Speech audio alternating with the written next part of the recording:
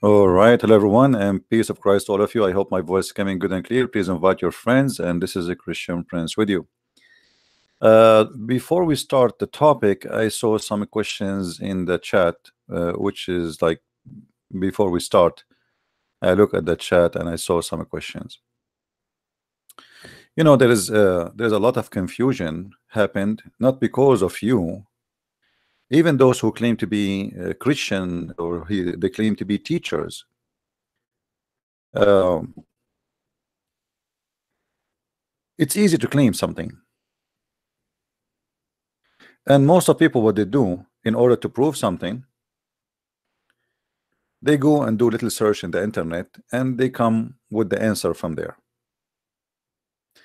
As an example, before we heard a Christian person, without saying his name, he said that Allah Akbar means God is great. We heard someone like James White. He said that the God of Islam is not the moon God. Why? Because the Quran says don't worship the moon. And the funny, most of people who say those silly stuff, they are people who hold PhD. I'm not a person who hold PhD. I hold a driving license. You know, knowledge have nothing to do with degrees. Yes, I study in university. Yes, I got a bachelor degree in Islamic law. Yes, I have a master degree, but have nothing to do with the topic we're talking about.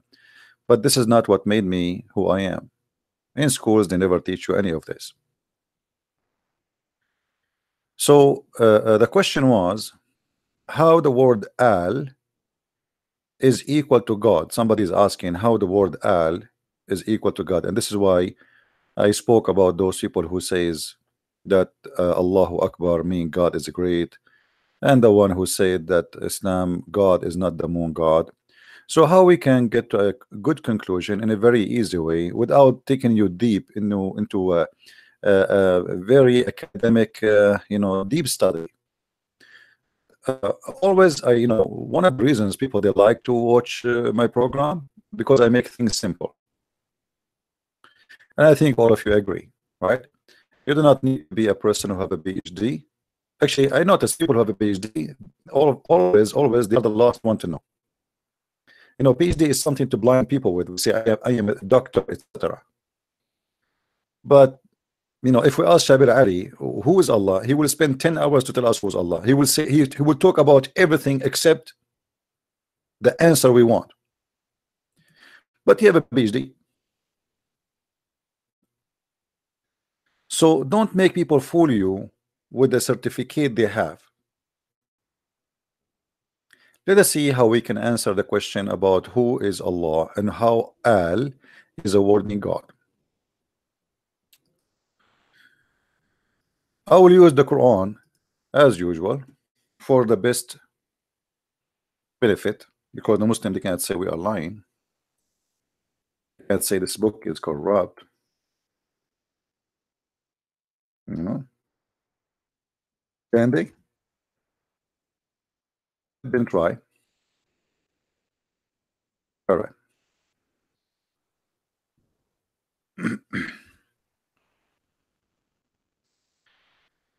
This is a chapter 53, verse number 90. I hope my screen is coming right for you. Let me know, please, if you have any difficulty to see the text. All right. You see here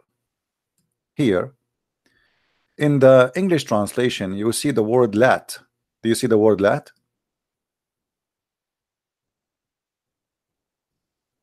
And you see the word Uzza. Let us highlight.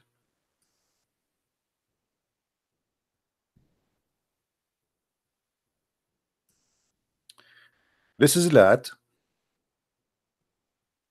and this is Uzza. Before both of them, you notice in the translation they put the, and before Al-Uzza there's the. You notice that? Okay. In fact, in Arabic, there's no the. There's no the. The translator, because today in Arabic, the word al is equal to the, so they thought, okay, this is his saying the Lat, the Uzza. But the fact, no. Because remember, Al-Lat and Al-Uzza, who are they? They are goddesses. Is that correct? Allah had 3 daughters. Allah has 3 daughters, Al-Lat and Al-Uzza and Manat. And we will go to Manat after that. So what before them in Arabic? It is Al. Al. So here we have Al. Let us type it in English, so make it simple. Al. So we replace the with the real writing in Arabic, which is Al-Lat. And here we have another Al. Al-Uzza.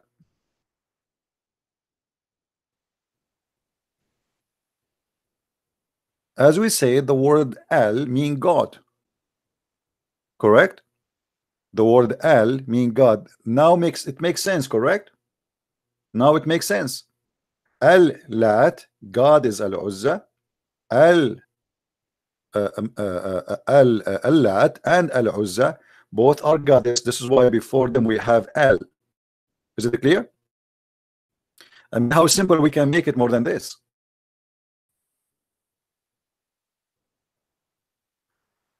You will notice that the word Manat does not have Al.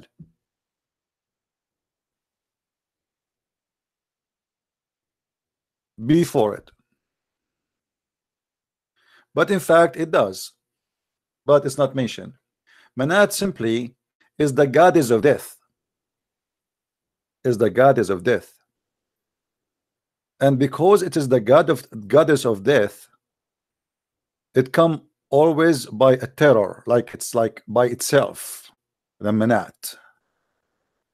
In Arabic we say al-maniya, like the death, where death is struck, like struck you or struck you.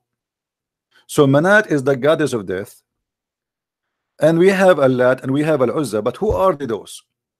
You see, some naive ones, they say to you that Allah is a word coming from the Aramaic Allah or Aleho, or we have Elohim. You see, all old languages is connected, and Aramaic is the mother of many languages, and Aramaic itself is born from other languages. So all these areas, they are connected in words. As an example, the word El is not necessarily for the God of the Hebrew. It was used by other goddesses, or let us say by other religions. It's a language word, have nothing to do who is God you are worshiping.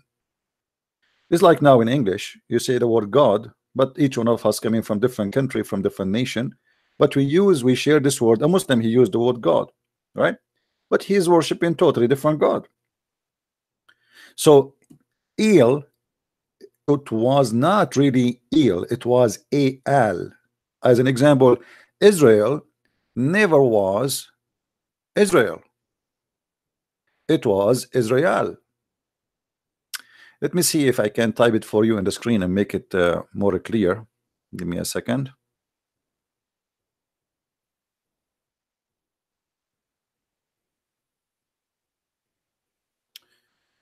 Okay. So Israel will be like this. The true Israel.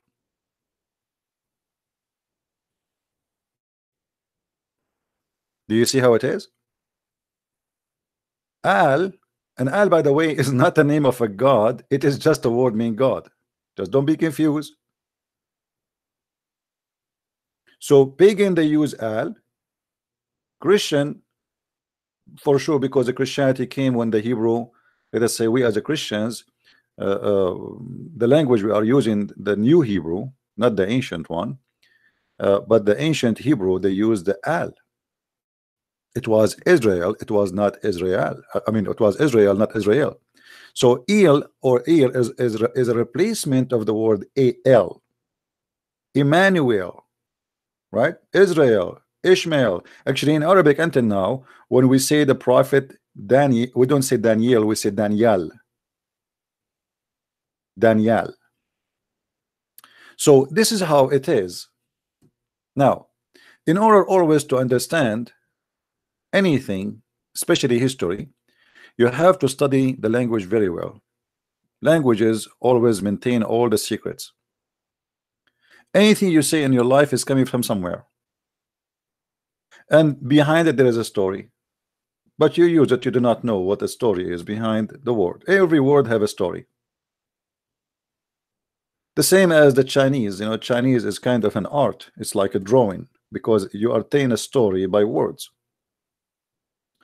and words are nothing but images.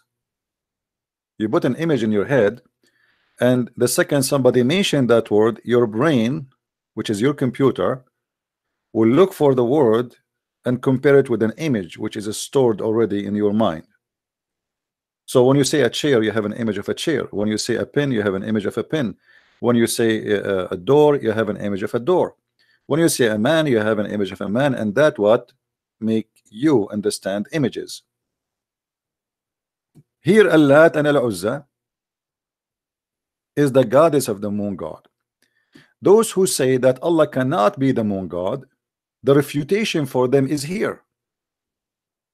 Because if you go and check out what is Allat and what is Al-Uzza and what is Manat, you will find that those are the three gods of Allah, three daughters of Allah, which is the moon god. The moon god, he married it from the sun god. The moon is the male, the moon god is the male. And when I say the moon god, by the way, I'm not talking about the moon itself. You see, many naive they think that when we say the moon god, it's mean the moon. So the moon god married from the sun god, and they have three daughters, which is Allat, Al-Uzza, and Manat.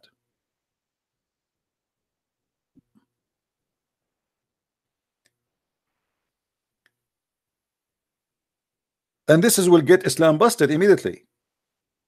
Because if the Arab are not worshiping the moon god, why those are the three daughters of the moon god? Remember, Allah is the God worship before Islam. And Muhammad is just doing nothing. He's just copying what was before him. And Muhammad, he carried everything from the pagan before him. The Kaaba, the black stone, the Manat, As-Safa, Al-Marwa, everything was before him. He copied.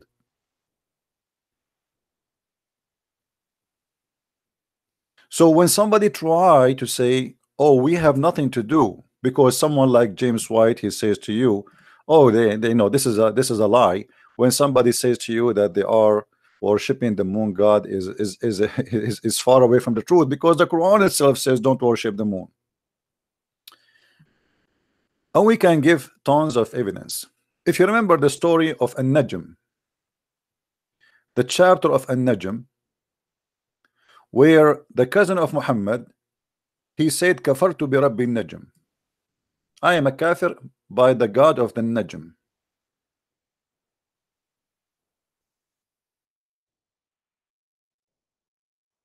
Let's get the verse.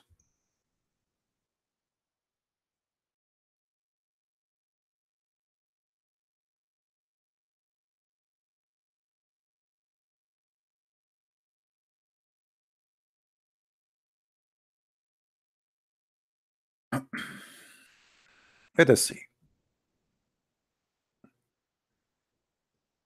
وَالنَّجْمُ إِذَا هَوَى,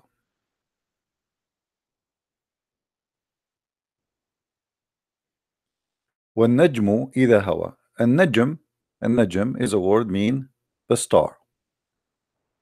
But everything in the Quran have a story behind it. In the name of Allah, the most this is something the Muslims, by the way, add long after the Quran is written. This is why you see here in the top, if you notice with me, to prove the corruption of the Quran, the Muslims themselves, they help us in proving the corruption. You will notice with me that verse number 1 starts where? Here. Correct? So why we have this here? This is corruption. Because who is the one who gave you the right to add it there if it's not there? So وَالنَّجْمُ إِذَا هَوَى, the Muslim translation says, I swear by the star when it goes down. But in Arabic, the word doesn't sound like it at all. وَالنَّجْمُ إِذَا هَوَى. Hawa in Arabic can have many meanings. It can be in love. It can be falling down. It can be, happy, like something you love to do. So when najmu ida hawa, and when the star, when it was, either is going to be falling down or in love. But look here how the Muslims, they get themselves busted again. You notice that the word hawa, especially for those who speak Arabic, appear here again. The only difference between this one and this one, nothing. It just says al-hawa. وَمَا يَنْطِقُ عَنِ الْهَوَى. Nor does he speak out of desire. You see the word desire? So the word hawa can come as a desire,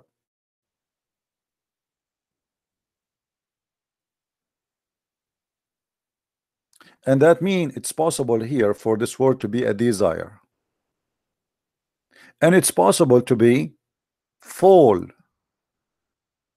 or to fail into something. However, it's the same, because hawa is somebody fall into desire anyway. Muhammad here, he says وَمَا يَنْطِقُ عَنِ الْهَوَى, which means he don't speak by his own desire. If we go back here, how the Muslim they come to the conclusion that this sentence here says when najmu ida hawa, mean I swear by the star when it goes down.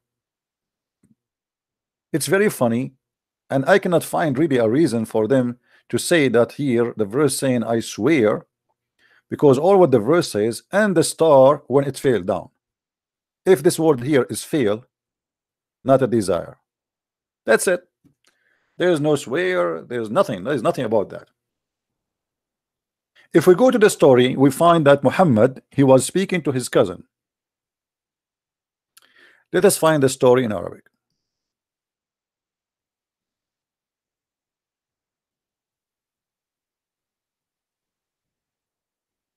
Are we enjoying, guys? I hope we are learning.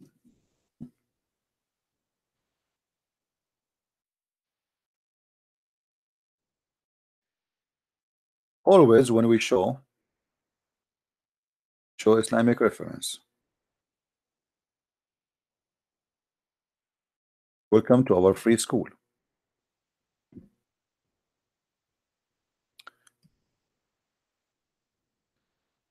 Tafsir.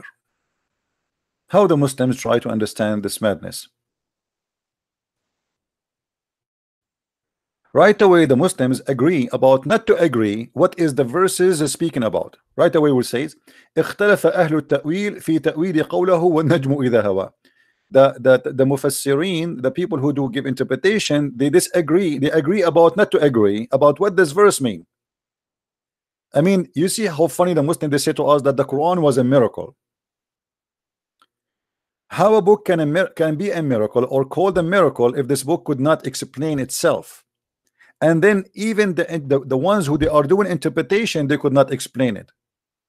That's mean this book is facing a big failure. Do you agree?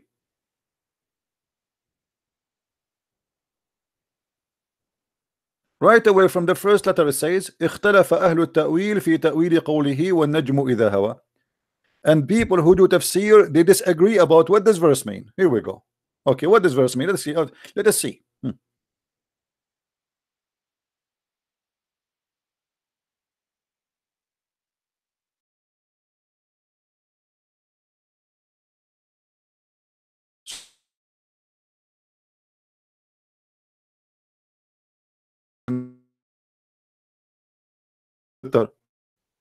بدأت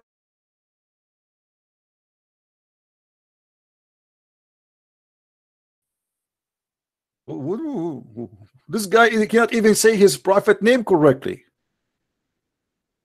And now he want to explain to you what is written in a book. The Arab themselves who speak Arabic, they are born Arab, they do not understand and they cannot explain.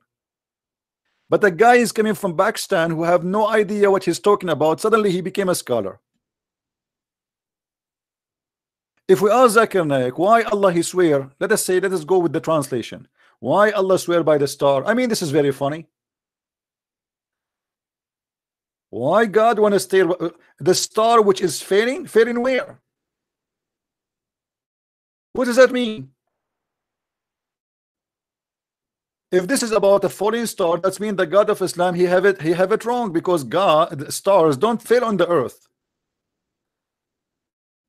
Either Muhammad he thought that those meteor are stars which is falling down, or Allah he thought that. But either way, whoever is making the Quran is the author of the Quran.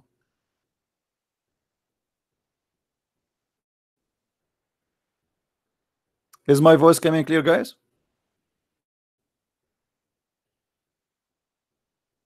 Is my voice good?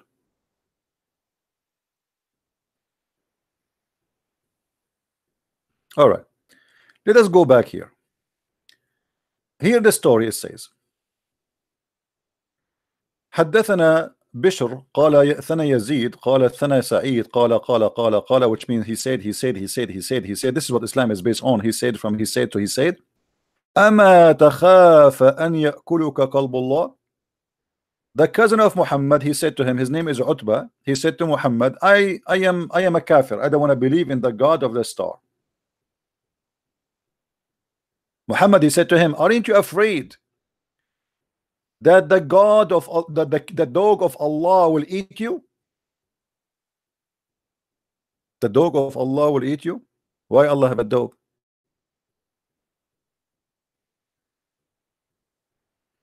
Why Allah has a dog? I thought dog is najis.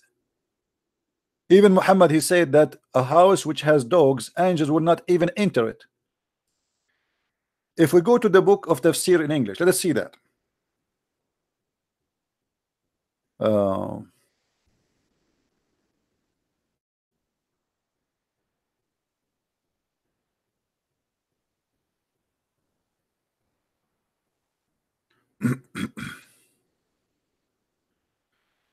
All right.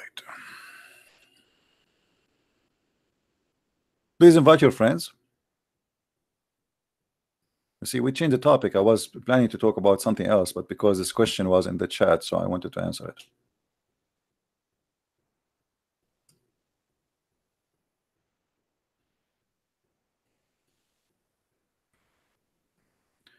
The Muslim did not translate the reason why this verse came down. Interesting.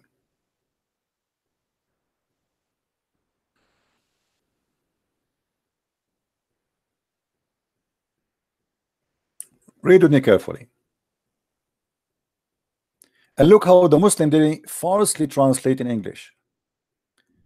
And from his narration and the authority of Ibn Abbas that he said regarding the interpretation of Allah saying, by the Najm when it saith, the Najm saith, by the Najm when it saith, he says, Allah swear by the Quran when Jibril takes it down to Muhammad. Allah swear by the Quran. In settlement Nujman 1, 2, 3, 4 verses at the time, there was 20 years interval between the first and the last verses. Okay, when this verse was revealed, Utbah ibn Abi Lahab heard, and supposedly, by the way, this guy, he was married to one of Muhammad's daughters, heard the Prophet saying, swear by revelation of the Quran. Swear by the revelation of the Quran. So he said, tell Muhammad that I disbelieve in the installment of the Quran. But he didn't say that. He said, I don't believe in the Lord of the Star. What Quran? When the Prophet BBBUH, he was informed, he prayed to Allah, set on him one of year wild beast, Later, Allah set him a lion near Haran, and the guy he was eaten by the lion. Now look at this fiction story. This guy, he said, I don't want to believe in the Lord of the star, which is falling down supposedly. And Allah, he prayed to Allah to send a dog. You see here that in Arabic they say, in the English they said lion, but the fact in Arabic it says dog. And we can find this in many interpretations.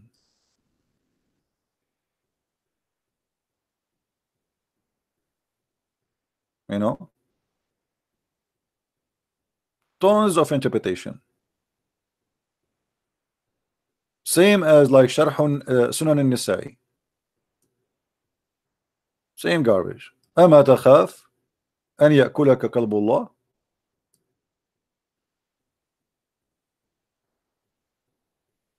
Aren't you afraid that dog of Allah will eat you?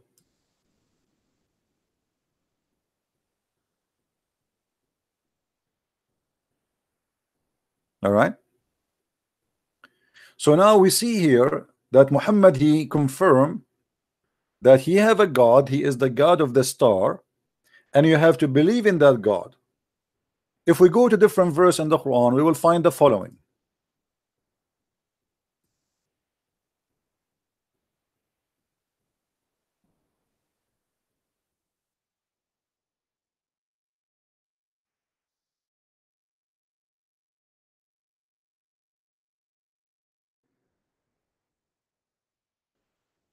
Chapter 53, verse number 49.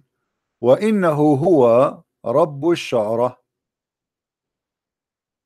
What is رَبُّ الشَّعْرَةِ? What does that mean?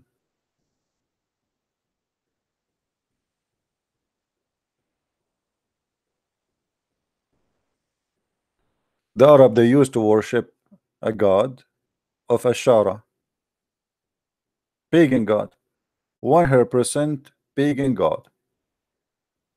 What is Ashara? We will see soon. وقال ابن عباس هو هذا النجم الوقاد الذي يقال له مرزم الجوزاء. I don't know how to translate this. Is anybody speak Arabic here? Can tell me what a jawza in English? You know those zodiac, the zodiac. Let me see. Let us see. Show you what is a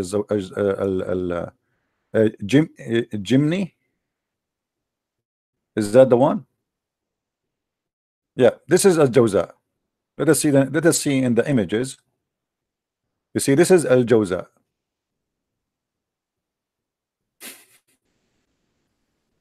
Why Muhammad he chose that his God is the God of this?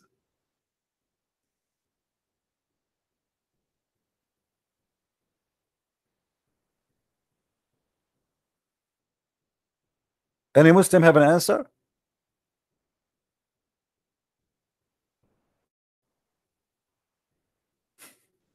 His God is the God of this?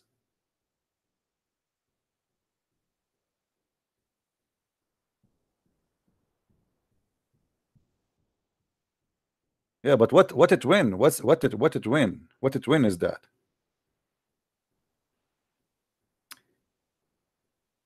Obviously, all of those you know, pagan belief about zodiac and their effect in your life, and even your sexuality, even your success, even your wealth, even your money, even everything you have, it's based on them. And this is, you know, obviously it's a sexual thing. So Muhammad, he chose from all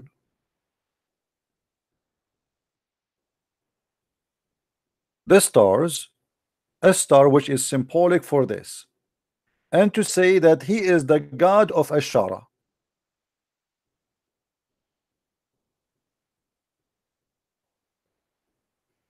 Now, if you are a Muslim, you want to explain to me, feel free, no problem. You know, go ahead. But obviously, there is something fishy here, right? If we continue,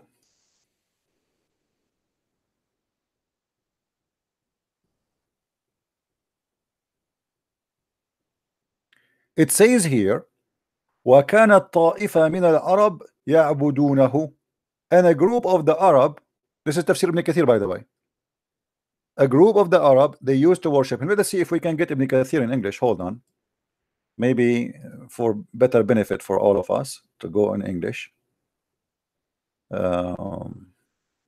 I hope the website is working.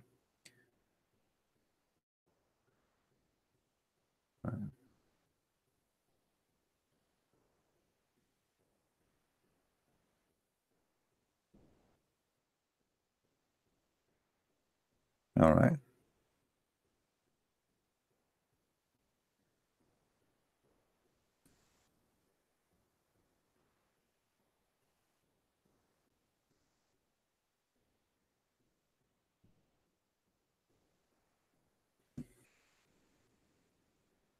You see, like when you study, you know, any religion, not necessarily Islam, you have to connect the dots together to get the image.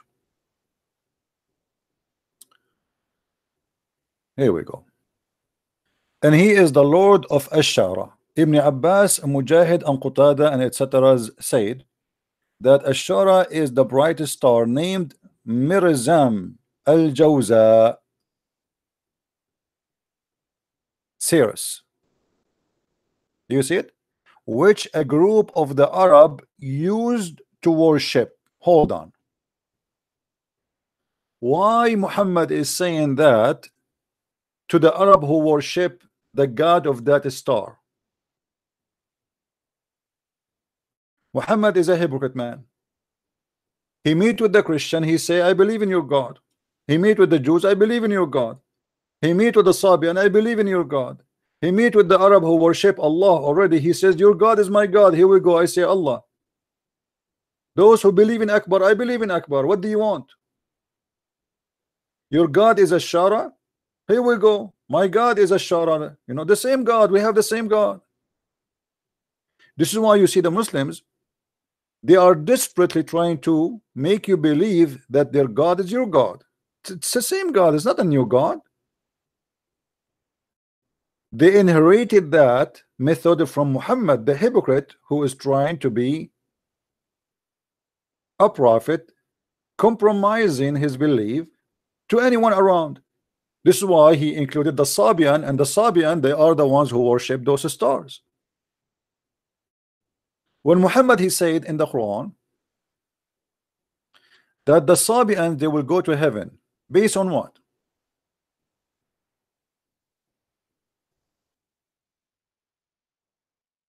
Why the Sabian, they will go to heaven? Chapter 2, verse number 62. What is the reason? There is no reason. As Sabians, people worship stars, believe in creators, believe that even the God of the Jews is Satan. If you go and read the book of Sabians, you will find that the Sabian, they attack the God of the Jews, which they call him in their books Adonai. And the Sabian, they believe that the Jews are satanic because they do circumcision. But the Muslims do circumcision too. Muhammad, he copied from the Jews circumcision, but he did not even know why. If we ask a Muslim now, why Muhammad, he said to the Muslims, do circumcision? He don't know why. Here we go. We are live on air. Let me open my Skype. I did not open my Skype yet. Give me a second. Maybe we can get a Muslim to call us and tell us why Muhammad, he did circumcision. You know, Islam is like somebody, he grabbed a book of yellow pages. He grabbed some pages from here, from the middle, from the front, from the end, and he made a new book, and he called it Islam. This is why things is not connected to each other, and there's no alphabet. If you open the Quran, I'm logging in Skype. Look like my internet today is slow. All right, here we go. I am in Skype. Only Muslims can call me, please. Don't call me if you are not a Muslim. All right.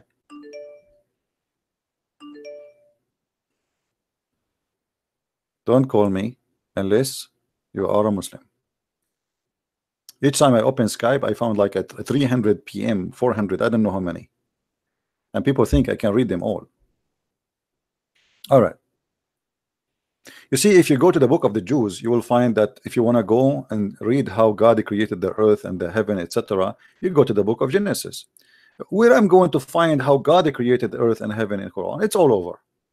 Where I'm going to find the story of Abraham in the Quran, it's all over. Where I can find the story of Moses, it's all over. I mean, it is a book. It's like, you know, the Quran is like many pages, and somebody put it in front of a big fan, and the fan, you know, spread the pages, and then somebody start collecting the pages, put them together.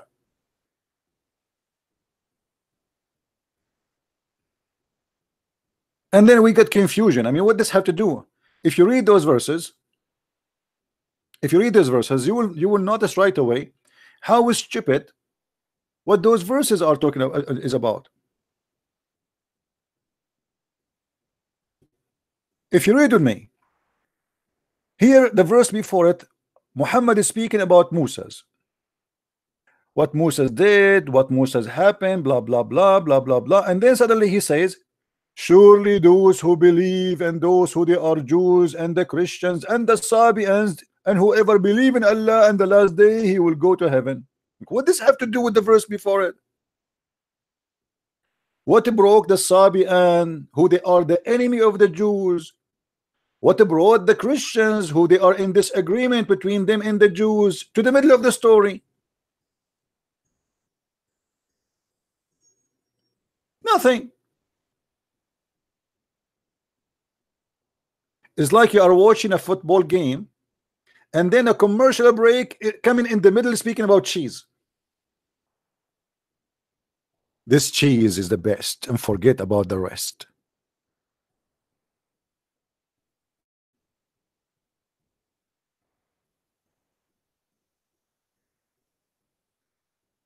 This person who is writing the Quran, he have a flight of thought. He cannot concentrate on a topic, and he have nothing to do with the topic itself. And then after that he says, and we took a promise from them. Read with me.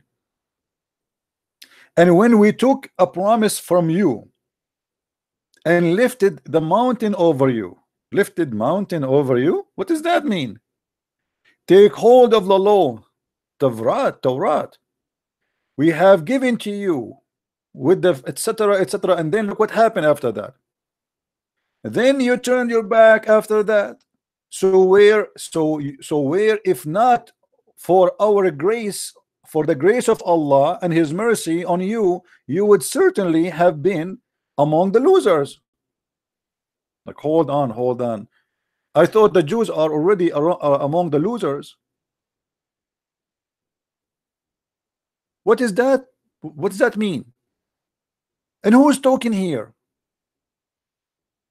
And if you read with me carefully, then right away the Quran jumped to a stupid story, and certainly you have known those among you who exceed the limit of the Sabbath.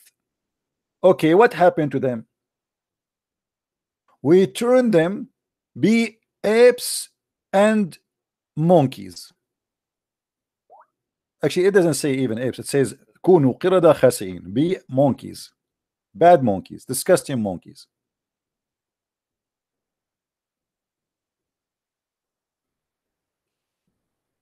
Guys, my screen is not showing. What's happening? Oh, hold on. Ah, it's my fault. Sorry. Forgive me. I did not notice. All right. So here you see the story, how funny and how stupid. You know, here actually the story about the Jews who broke the Sabbath, God, He made them pigs and monkeys, is additional proof that Muhammad is nothing but a liar. Because think about it. How many Jews right now in Israel not only breaking the Sabbath, But not only that, they have a festival of gay and lesbian in the Sabbath. You believe it? So God, he made the Jews pigs and monkeys for breaking Sabbath, but God, he don't want to do it to the Jews no more. Okay, I want to see those who they are in Israel breaking the Sabbath tomorrow, wake up in the morning and they find themselves pigs and monkeys. Find me one Jew who broke the Sabbath, Allah, he made him a pig or a monkey.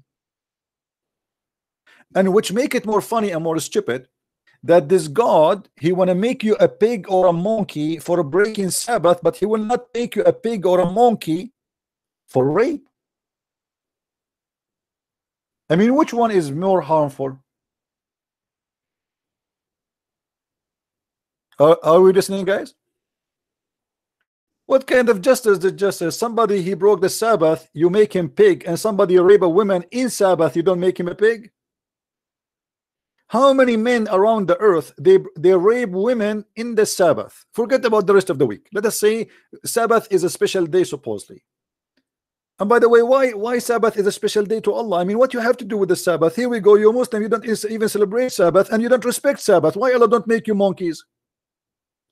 Aren't you, all of you Muslims, break the Sabbath? So suddenly Allah, he forgot about the Sabbath, he changed it. He don't want the Sabbath no more. I will switch to Friday.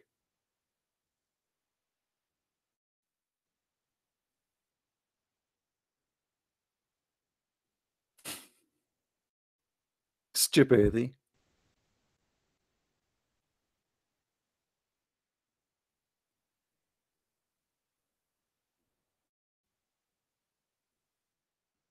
This is a pure stupidity. The Muslim himself is the one who breaking Sabbath.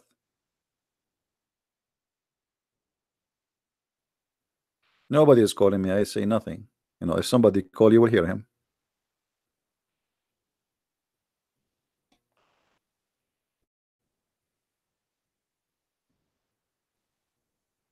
Now, I don't know if we should continue in this story here, which is funny, stupid story.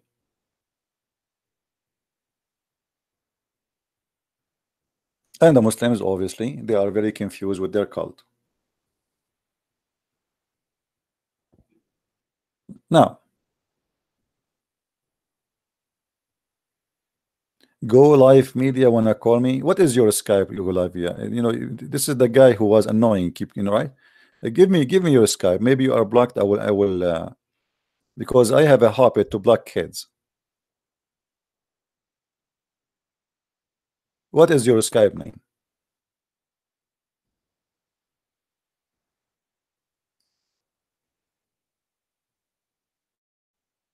Are you there? What is your Skype name, my friend? Give me your Skype name.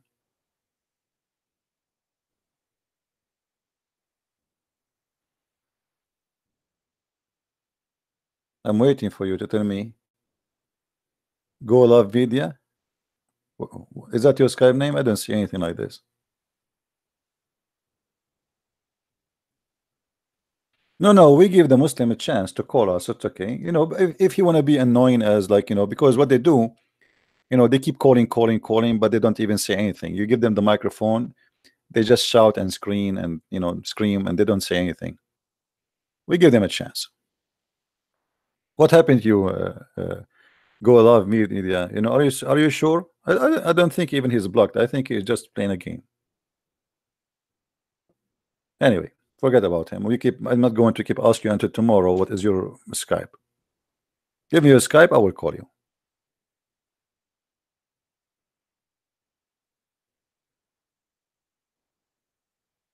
Now, as you see, everything in this religion is a collection of cults.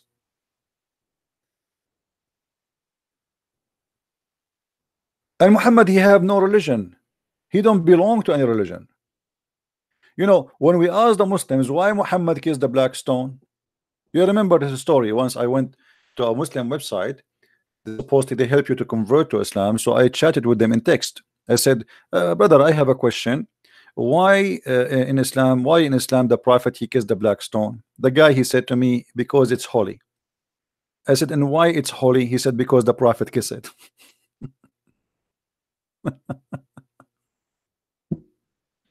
I mean, look, this is science, my friend. This is logic. This is genius. Why the prophet kiss the black stone? Because it's holy. And why it's holy? Because he kissed it.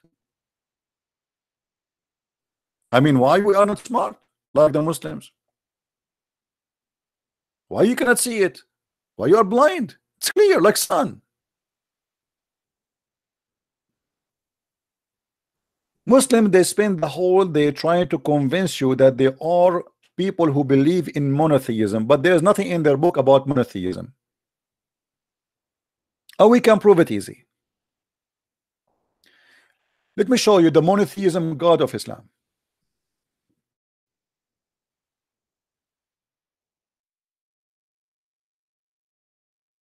Look at this.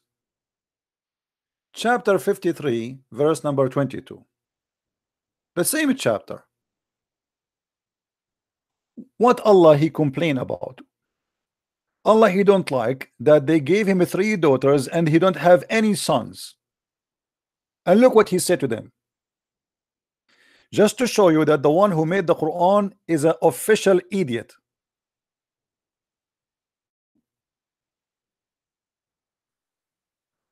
Look what he says. Have you then considered Al-Lat and Al-Uzza? Al-Lat and Al-Uzza and Manat, the third, the last. What? For you, the male, and for him, the females? Like, what the heck? This is indeed unfair division. This is God talking. This is God talking. God saying, hold on, what's wrong with you? You gave me daughters and for you you have sons.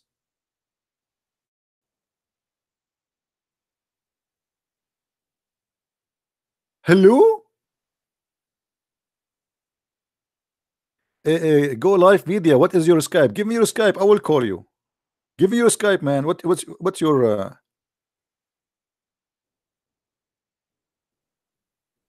people will hear you if you call me. Give me your Skype. I will call you.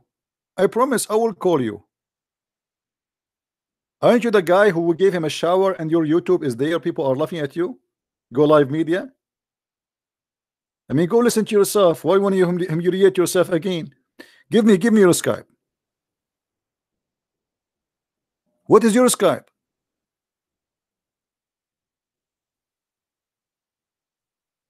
Why you don't want to tell us your Skype?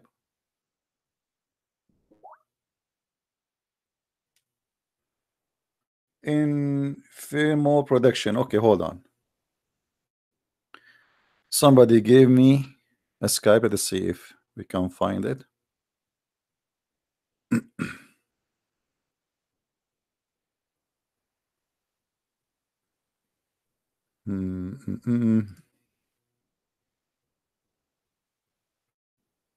Okay, I will call you.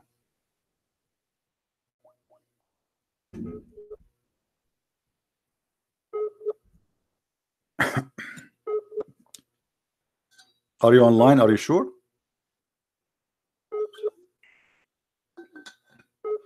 Doesn't look like you're online.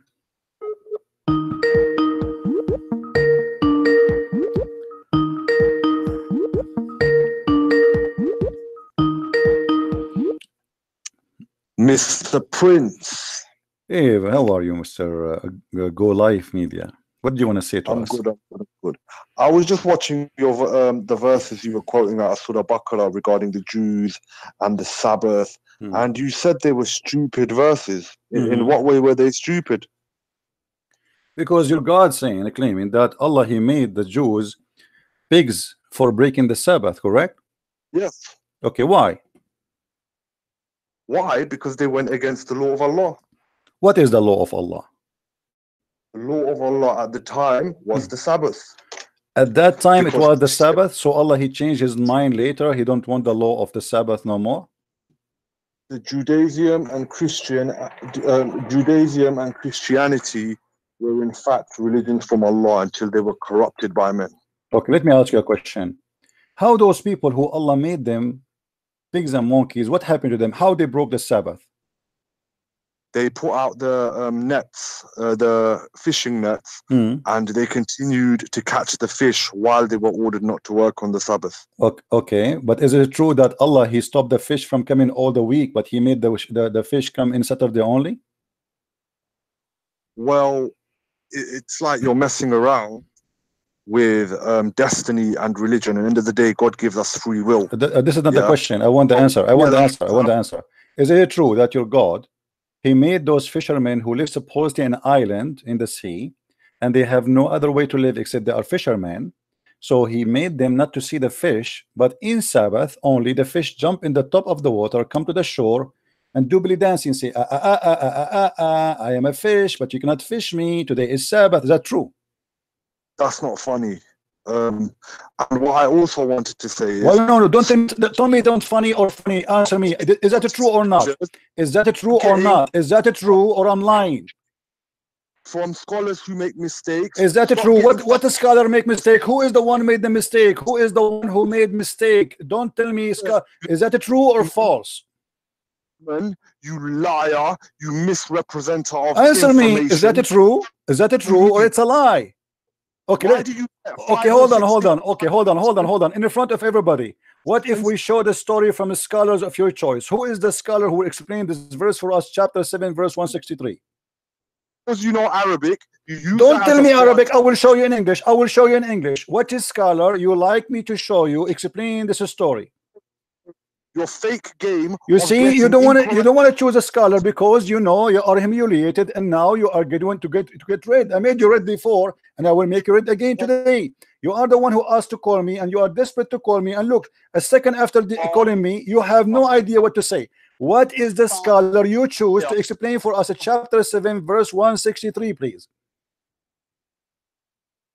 What is the scholar your choice who will explain this verse for us? Say that again. Say that again. I mean, how many times I repeat the same question? Which scholar you like me to show you explaining this verse for you? Go ahead. What's your problem with the verse? I told you the problem is, as I was saying to you, is it true that Allah, he made the fish disappear all the week, and he made the fish only appear in Saturday? So those people, they are suffering. They cannot fish. They cannot find fish to feed their family. And now Allah, he bring all the fish in Saturday. Yes or no? It is a test from God. What kind of test is that, guys? Look at this. Look at this stupid test. So you're agreeing that this is what the story is. So your God Allah, he made the fish disappear all the week, and except Saturday the fish come. But those people are hungry. They have to eat. So what test is that? You made them. You know when you say to them, you cannot work in Sabbath, and they are fishermen. And then you made the fish come only in Saturday. Who is the stupid in this story? Was you there? Does God not test his slaves with poverty? He's not testing them with the poverty. He is not testing them with the poverty. This is stupid. Because when you say to them you can work 7 days a week, you see, you let them live. You let them live not normal life. You don't control the fish. You make the fish go away and only come back in Saturday. And now you are going to punish them, or they are hungry and they have family, they have children they want to feed. So how many weeks I can stay without feeding my children? Obvious from what you said, you don't even understand Christianity. Really? Really? Yes. So you are saying to me that Christianity teach us that God, he teach us not to go and do work in Saturday, but God, he forbid us from finding food all the week, and the food come only in Saturday. This is your own logic. This is your wisdom. No, this is your wisdom. This is the Quran in front of you. This is the Quran. This is your God. He forbid the Jews from working in Sabbath, and then he bring them, and they are fishermen, and they bring them the fish only in Sabbath, and then the fish start dancing in front of them, says, I'm here, you cannot fish me, you cannot fish me. Who is the stupid here? Just because no. Just because you've got a scholarly opinion that says that doesn't necessarily mean scholarly opinion. So did you say scholarly opinion? Did you say scholarly opinion? Okay, give me your scholarly opinion which is against that. in the shoes of someone 3,000-4,000 years ago, somewhere you will never Abdul, understand. don't give me. You see this. You see why I hang up on you? Because you're a kid. When you call me, you have to prove me wrong. So now you agree that all the scholars agree this is the story. This is what happened, correct? You just say the scholarly opinion says that, but this is not the. But let me get you busted. This is not the scholarly opinion, you idiot. Only the verse in the front of you confirm that. Do you see the verse? Read the verse for me. Are a liar. Read the verse. Well, you read the verse. My English is not good. My English is not good. You read it for me. Go ahead. Just because you know Arabic, you pretend. I am not asking you to read in Arabic. I'm asking you to read your Muslim translation. Read the verse for us in English, please. Last time when you said Satan got a penis in one leg and vagina in the one leg, you took an incorrect opinion from an incorrect scholar, and then you dance around and act like all Muslims think that. That was incorrect, by the way. Okay, but guys, listen to this. Incorrect opinion by incorrect scholar by incorrect Muslim, and he is the only correct one who do not know what he's talking about. Yeah, well, how is there consensus on that opinion? Is there ijma? Well, then explain to me. Yes, this is what Muslims agree upon, and now you confirm to me how Allah He says that children. Hold on, you know what? I wanna get your opinion. How shaitan have children in Islam? Who is the wife of shaitan? Who is the wife of shaitan? You see, the scholars who made this opinion, they are stupid. You are the smart one. Explain to me how the Quran says that shaitan have children. Find me consensus on that opinion. What do you mean find me? Find me consensus on that opinion, what you said about Satan. And they are trying to explain why shaitan have children. You explain. Go ahead. Do your best. How shaitan have children? Who is the wife of shaitan? Who is the wife of shaitan? Allah, He kicked only one shaitan from heaven. Only one, not 10, not 20. So there's only one genie get out of heaven. So how the first genie, he got a wife? Where did he get his wife from? You don't understand the creation. Explain to me. No, don't tell me you don't understand. For sure I don't understand. You are the smart one. That's why I'm asking you, my friend. Explain to me the first shaitan who came out of heaven, how he got his children. Where he got them from? He went to Home Depot. Where did he get the children from? He was the first jinn. Who said shaitan was the only thank you very much. And he kicked him out of heaven. So he kicked only one shaitan. Okay, shaitan now in earth. Okay, where he found his girlfriend? God to me, or you're very stupid. Which one is it? Just get lost. Don't call me again. I gave you a chance. You see, I gave you a chance to talk to me. Oh, what you do, you call me names. Stupid. You give me fake scholar. Oh, sorry, no, incorrect scholar. So you agree this is what the scholar says. Incorrect scholars. Who are you? Who are you? You're just a kid. When I block them for a reason. I don't waste my time. Either you prove me wrong, show me reference, give me details, or just repeating yourself says you are giving us incorrect because you speak Arabic. Yes, I speak Arabic, and you are a donkey about that. Shame on you. You pray to Allah in Arabic, but you don't speak Arabic. Who is the stupid here? How you pray to God in a language you don't understand? Here the story in front of us, it's very stupid, because if this God, he's asking them to obey him, and then he made them suffer in hunger, and then he make the fish never come to them except in Saturday. That's mean he is a shaitan. He is just playing games with them. Those people, they want to obey him, but they have family to feed, they have children to feed. You see, obeying God is not about being mad, stupid. You say to me, "Oh, go work in the whole week. Saturday, give it to me." That's okay. We got that. But then what you do, you don't leave us alone. No, you play the game with us. We are fishermen, and you make the fish disappear all the week, and then you will punish us for fishing in Saturday.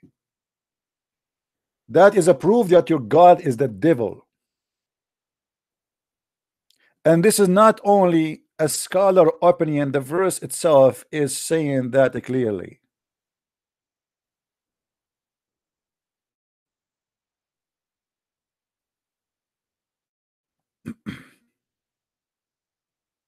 This is Ibn Kathir.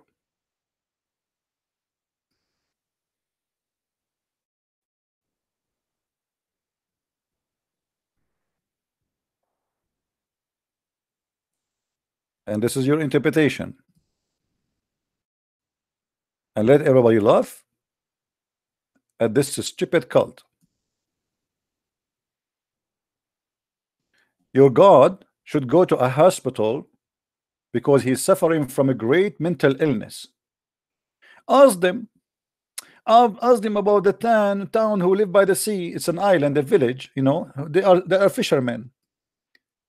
Okay, when they transgressed in the matter of the Sabbath, mean they transgressed in the Sabbath and they defied Allah command to keep the Sabbath.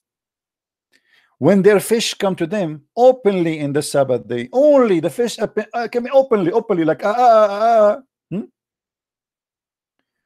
and they do not come to them in the day had no Sabbath. You see, thus we made that as a trial. This is a trial. This is a trial. You tell them not to do that in Sabbath, but you bring only the fish in Sabbath. How they will live? And just to show you that Muhammad is a madman, Muhammad, the same man, he said to the Muslims, in case of hunger, you can break the command of God. If we go here, we'll find the following.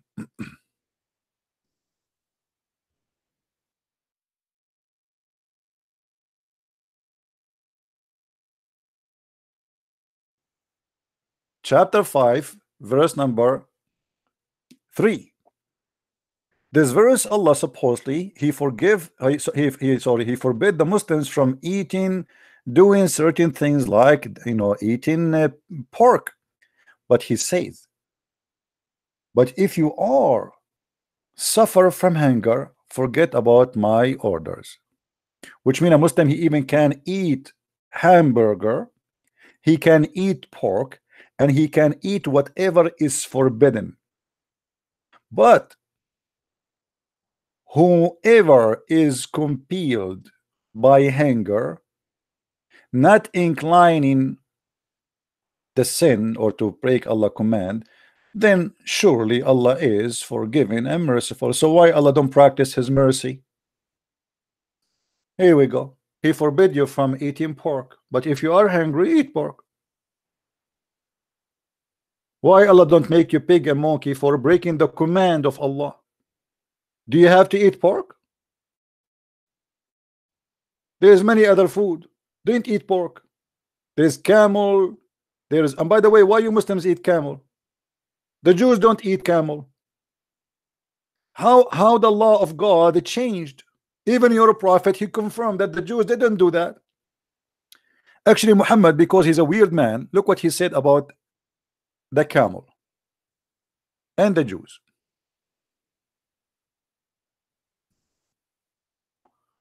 Go here.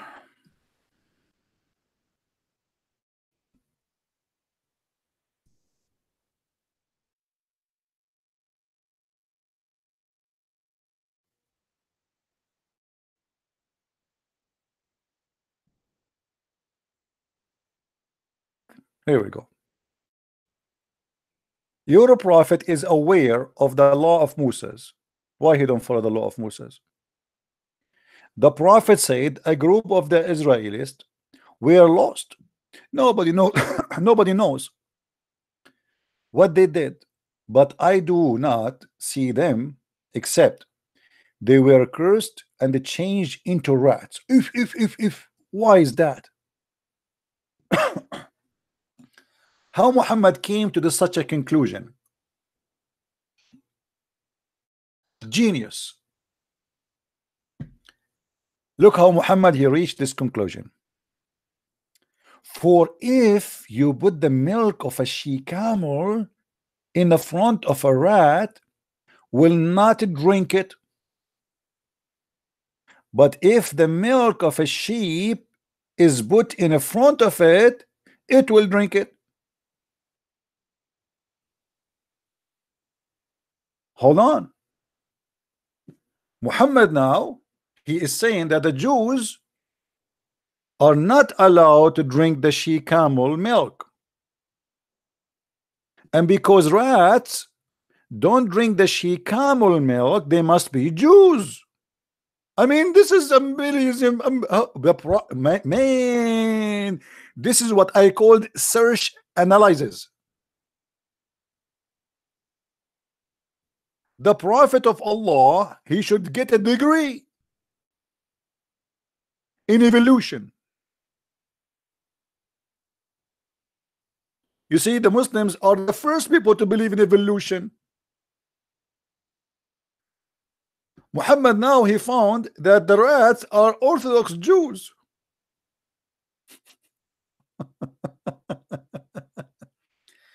Let us call Zakir Naik and ask him about this topic, what he will say. Taradan, taradan, taradan, taradan. Assalamu alaikum. Christopher, I told you 1 billion times, leave me alone. Leave me alone. What do you want this time? Brother, the Prophet, he said that he saw a rat is not drinking the she camel, and because that he thought, or he come to the conclusion that this rat is a Jew. What is your comment on that? Okay, let me explain to you. In the religion of Islam, we have something it's called comparison, which means we compare between two things. For you, you're a Christian prince, you cannot compare between anything because you are blind. So the Prophet is the first to compare things. Very, very smart and very genius. So he was observing. He see a rat. The rat come to his house, and the rat don't drink the sea camel. But the rat, he will drink the sea camel like crazy, like yummy, yummy, yummy.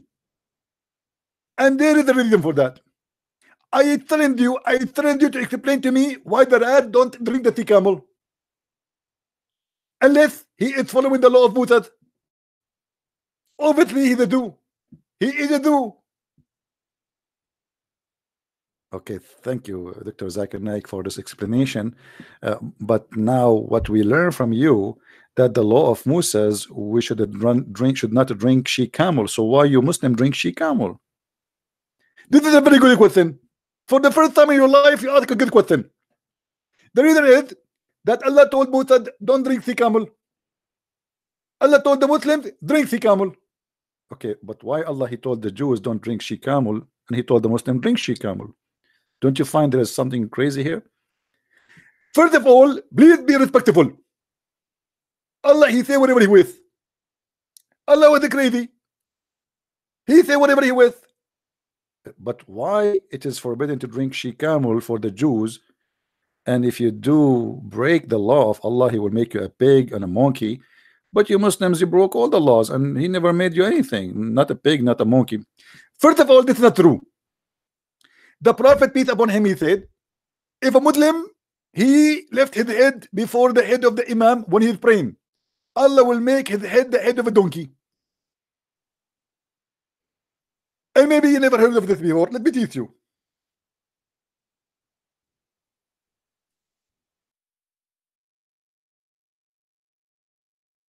This is true. You are right, Dr. Zakir Naik. The Prophet of Allah, he said, threatening the Muslims, scaring the hell of them, because he want them not to raise their head before he finish. He said, does any of you who rise his head before the Imam not fear that Allah may turn his head into the head of a donkey? Ta-da-da, ta-da-da, ta-da-da. Ta-da-da-da-da-da-da-da. What is that, man?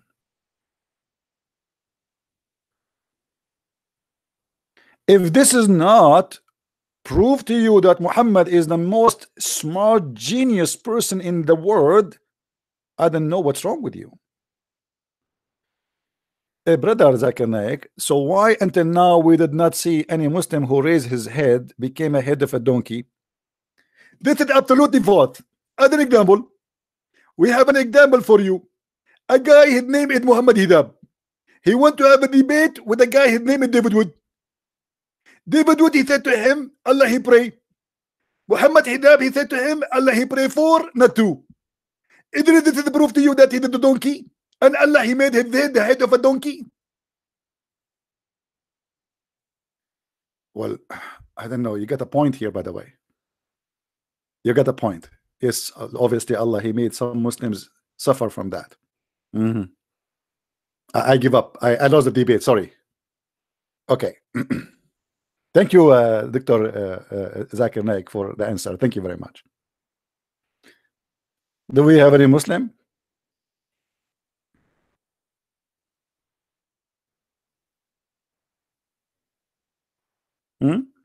Allah He pray for, not to. I mean, who is the donkey here? Allah He pray for, not to.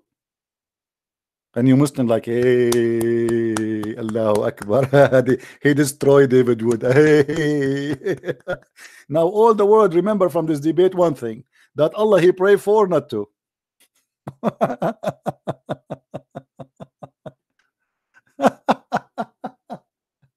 I mean, I will pay him money to say that.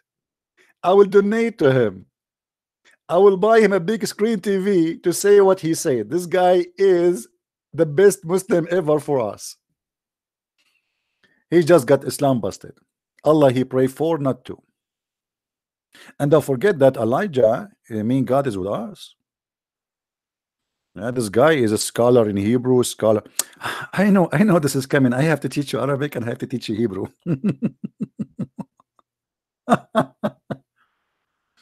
Yeah, and less less than 5 hours after he finished the debate, he made a video with Ali Dawa asking for donation. I want only 500 of you, only 500 to give us each one of you. How much he said? 100? Yeah, 100 pound. I think he said 100 pound, which means 50,000 pound every month. He wants a studio, a speaker corner. He wants a studio. Why you want a studio? Studio for what? You see, guys, if somebody do a TV show, like as an example, like Robert Spencer, he like, he do like, yeah, but okay, but you are a person who is a speaker corner. What you take a camera with you, you record by your phone, you don't even need a camera. And you go home and you upload and you can get the software to make the video in the computer, and that's it. What a studio. And what those guys, they thought they that's it. The Muslims are going to it's time to make money. Money must be honey in the Richard world, right? What a scam.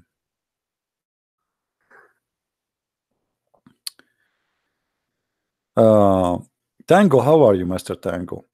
You see, if you Muslim believe that this guy, he destroyed David Wood, why this guy, he refused to debate me? Correct, guys? I mean, make victory, more victory to Islam. They run away from me like chickens. All of them, one by one. Shabir Ali, Muhammad Hijab, Samsi, all those kids. Not even one of them is a scholar, by the way, but I will take them just for a snack. I will take them just for a snack. But because they knew their size, they will never get close.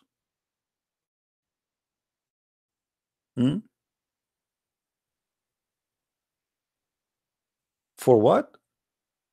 Okay, you see, you can say whatever you want about David Wood. This is your business with him. He can answer you about that, and people, they can laugh. But why you don't want to destroy me? This is the good question. When Muhammad Hijab, he was leaving the debate, if we can call it a debate, a Muslim, he asked him, when you are going to debate Christian Prince? He said, yeah, I would debate him. Less than 8 hours after, he have an interview with Muslims, and they said, no, we will not debate the Christian Prince. Ask yourself why. I mean, what you will lose? One more to go. Let everybody laugh. My friend, you're a prophet, you're God, you're Jibreel, you're Aisha, you're Bukhari, all of you together, you cannot debate me. I have my Skype open every day for many hours, and look at you, what happened to you when you call me? You get humiliated, for you have no answer. I make your head the same as the head mentioned in this hadith.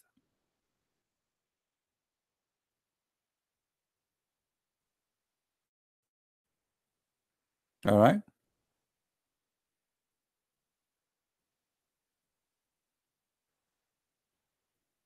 If there's any Muslim wanna give it a try, who wanna call me? Who is a Muslim wanna call me? You see, do Shabir Ali have the courage to open his Skype for anyone to call? I will be the first to call. Do Muhammad Hijab dare to do so? They don't dare, because they have no answer, and they say the most stupid things ever.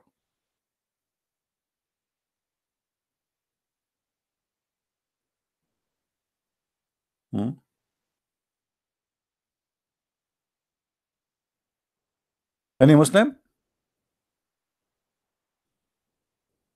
Face to face? I'm glad that Muslim they say face to face, because sometime your prophet he used to do it ass to ass. Why your prophet, when the Christians they challenged him for a debate, he did not say let us do face to face? Let me show you what your prophet he did. Your prophet he ran away from debating the Christians, like you.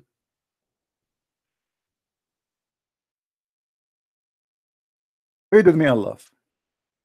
Chapter 3, verse number 61.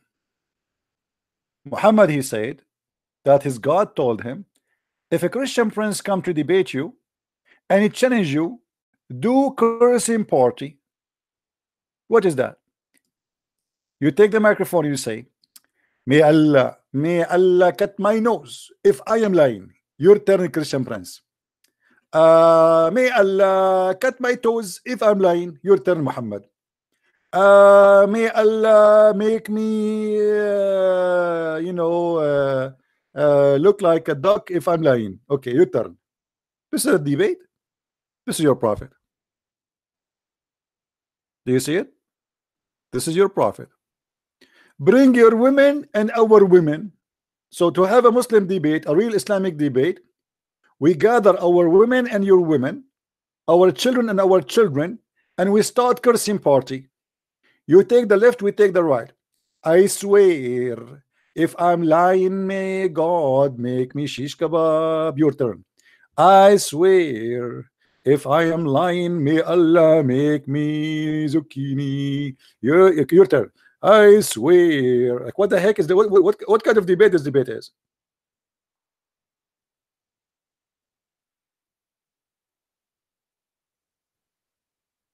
This is a debate. This is a guy he have no answer for anything.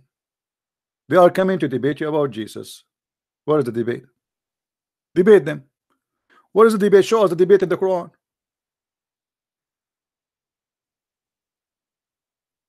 No debate. Do we have any Muslim would like to call us before we continue? Mayday, Mayday. Anyone? Hiding behind the screen. You see, Tango, I am done with you, my friend.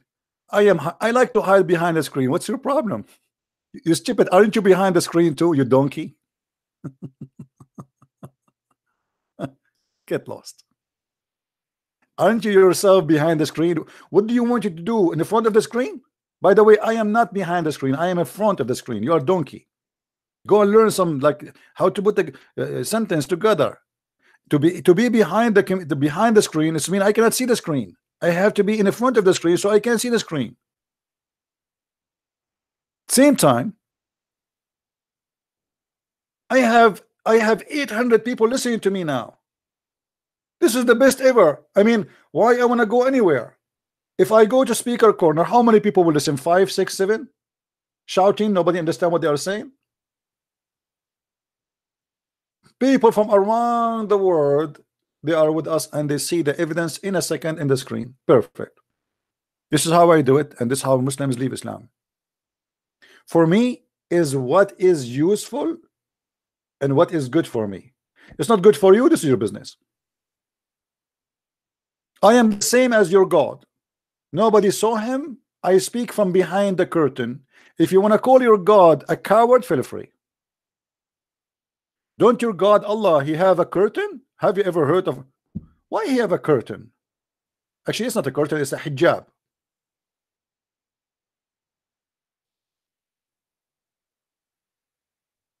Hmm?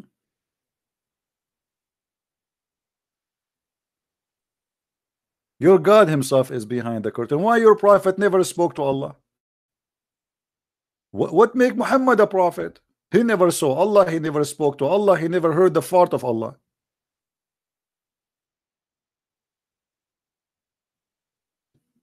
Yeah, and this is how we do it.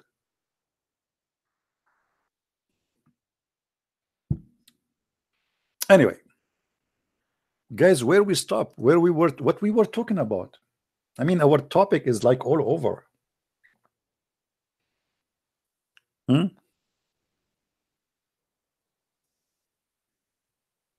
Yeah, the God, he made the Jews pigs and monkeys, but he is the one who made them not to get their fish in the whole week, but he made the fish only appear in Saturday. I mean, look how funny, cartoonic story this story is. Even Tom and Jerry did not come with such a story.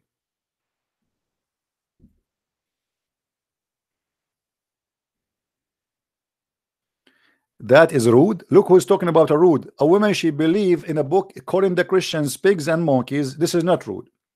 A book called us najis, which means filthy. This is not rude. A book called the Christians worst of the creatures are not rude. A book called the Christians 5 times a day. When you pray, you say, please Allah, don't make us the same as the Christians or the Jews. This is not rude. I mean, hypocrisy is the flag of Islam.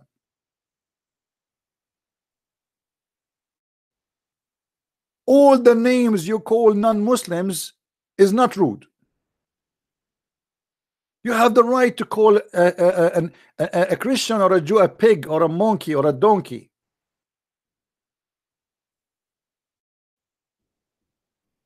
But we have no right to answer you back. Right?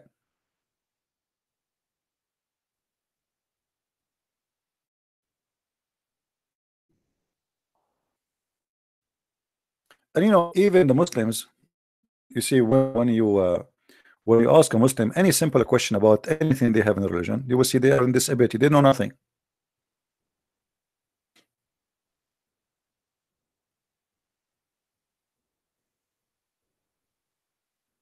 Right?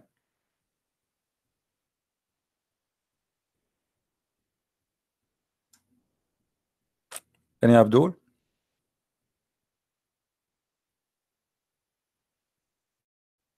Who is a Muslim wanna call us?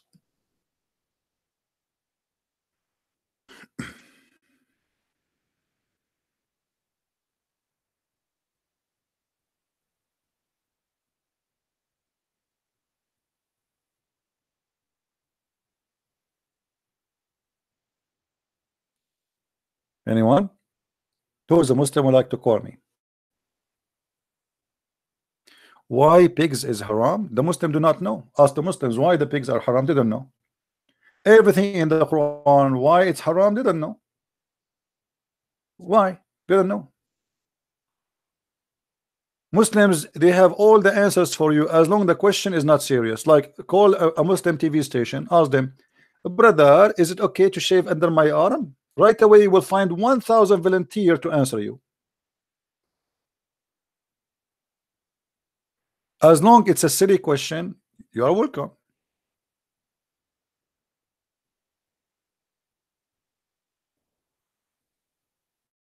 Why the Prophet he forbid Muslim women from taking hair from their face?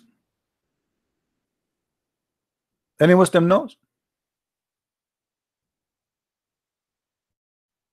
Why?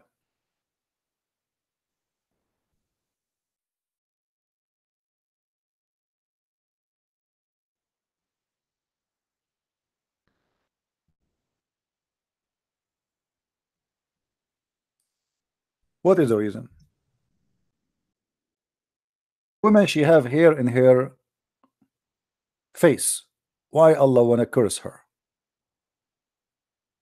What do you want a woman to have a beard? That will make Allah happy. What is the business of Allah? What is the views?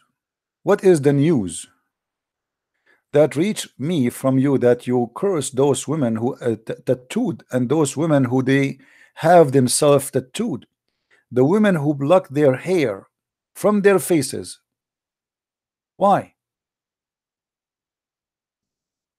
Why? What the problem if a woman she take hair from her faces? Why Allah is angry? Any Muslim? Do you really Muslims? I challenge any Muslim woman to say to me that she don't take hair from her face.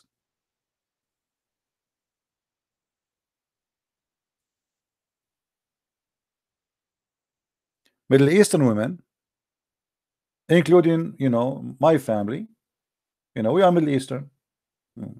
So we are hairy. What we can do? Once I went to the swimming pool, the security guy, he kicked me out. He said, "You cannot swim with your clothes." I said, "I'm not wearing my clothes. This is my hair." True story from Sahih al-Bukhari. So we are hairy. So women, they will be hairy too. So now imagine a woman, she have a beard, and Allah will be so upset if she take hair from her face. Why? You explain to me. Who is going to be happy there? What is the business of Allah with this story?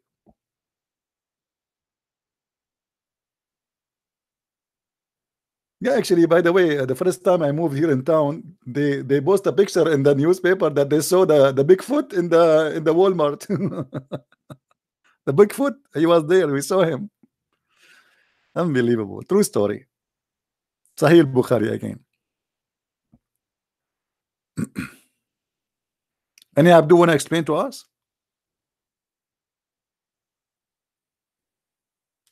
Hello.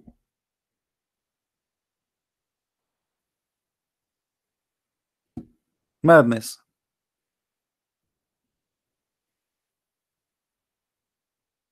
Women, if a woman she cannot take care of her face, who is going to take it? The funny Muhammad, he ordered the Muslim men to shave their mustache. The logic behind this, supposedly, that if you try to change the way Allah he made you, Allah will curse you. Okay, so why you shave your mustache? Why Muhammad he ordered a Muslim to shave their mustache? If so the man he can shave his mustache, the woman she cannot shave her mustache.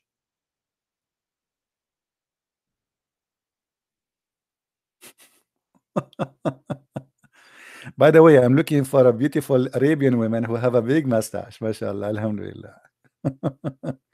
That's why I'm still single, because I cannot find a woman who have a big beard. Amazing, these days everybody taking the hair off. I want a really truly believer, truly believer.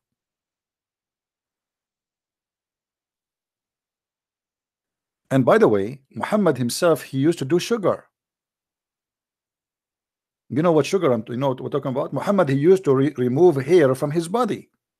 So why women she cannot remove hair from her body, but Muhammad he do remove hair from his body? I'm talking about all his body. He used to do something, it's called an-nawra. Waxing. It's not really sugar, it's waxing. It's like they use a zinc, etc. There's many, they mix of material together to remove hair from the body. Muhammad he used to do that. Why?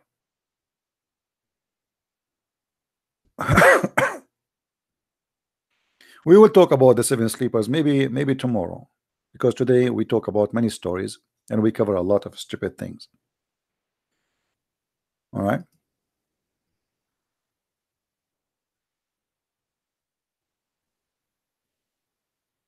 Do we have any Abdul? Who is a Muslim want to give us a call?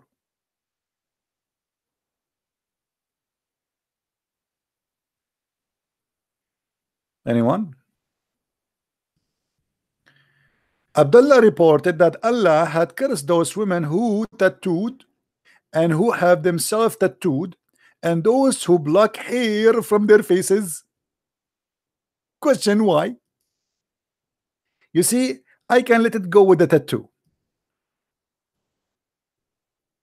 But why if a woman she take hair from her faces, Allah will curse her? Why?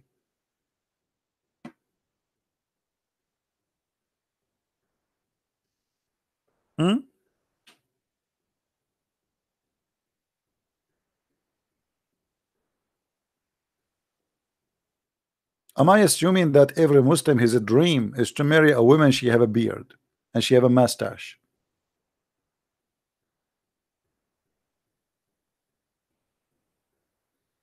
What's wrong with this Muhammad? He himself, he used to put eyeliner 3 times a day. Muhammad himself, he put eyeliner 3 times a day. He wear his wife clothes. He pissed like a woman. He kiss men down their belly. And he is upset because a woman, she take care from her face. And he take care from his body too.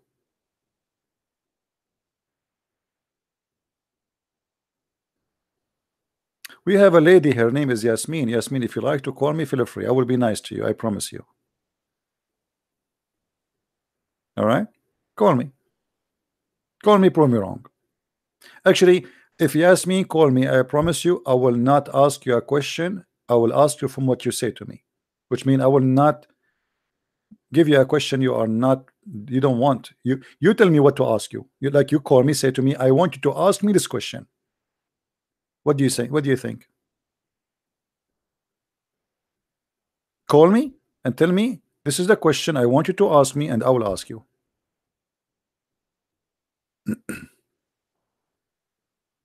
Thank you for those who are making donation. We appreciate your support and your help. And may Allah reward you.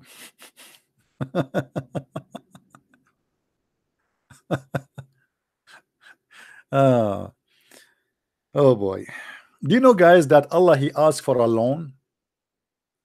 Like, you see me always do podcasts, but I don't ask people to make donation, but people, you know, because they appreciate what we do, they make donation voluntarily, as you say, and I'm very thankful for them. But I never heard of a God he asked for a loan.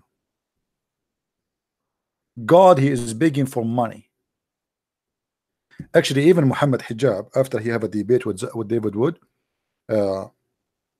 he quoted this verse. He quoted this verse asking for a mortgage. Allah himself, chapter 2, verse number 245. Who is it? Who is it? Look at the fast translation. Gift, it says a loan. What's wrong with the translator here? Let us change the translation. You will see how the translator, the Muslim, they pray with the translation. Oh, gift? What gift, man? Gift? What a big fat lie. Gift, huh? Here we go. Who is it? Who is it that will loan to Allah a beautiful loan? Please, we want the beautiful loan to Allah. Allah, he like to have a loan. Bank of America is owned by the Jews. MasterCard is owned by the Jews. Visa card is owned by the Jews. And Allah, he need a loan. His roof is not, he have a hole in the roof, brother. Allah, he need a loan. What is that? Any Muslim in town? This is God talking?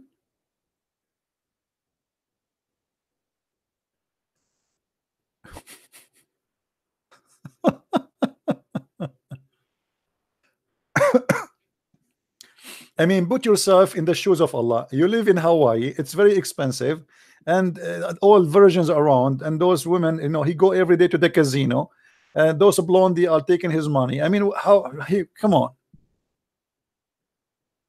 Are we talking about God? What is this?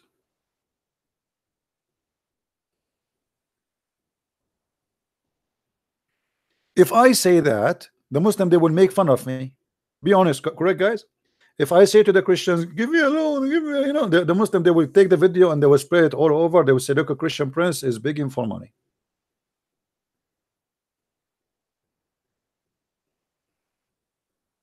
Muhammad obviously is fooling you. He's taking your money, claiming that Allah is the one who wants your money. If Allah is God, can't Allah provide him with all the money he wants in the world? What money? The God who created the universe, can't he send Muhammad like a few kilograms of gold?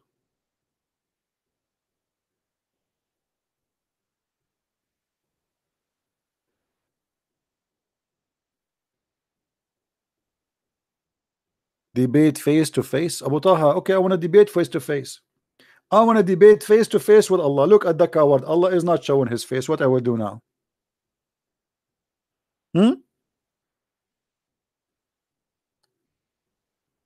Face to face, huh? We are in the internet, Abdul. Like, do you see me next to you in the grocery store? What do you mean face to face? You see, they avoid answering my questions, and the only excuse they have, I want to debate you face to face. I don't debate face to face, to be honest with you. I debate shoulder to shoulder. Is that okay? I will tell you why. I will debate you only if you are Allah and you have to be standing in my right. Anyone knows why? Why I will let Allah stand in my right and debate him? Because Allah, he have two hands and both of them in the right shoulder. So each time Allah he made a mistake, I give him a hit in his head, and he cannot hit me back because he have two hands in the right shoulder.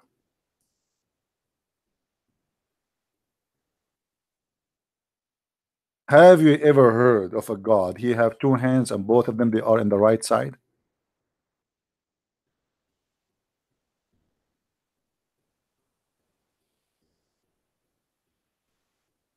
So this is what will happen literally. I'm going to draw myself now and Allah. For sure, Allah is the one who is good looking. Okay, this is Allah. Okay, this is Allah.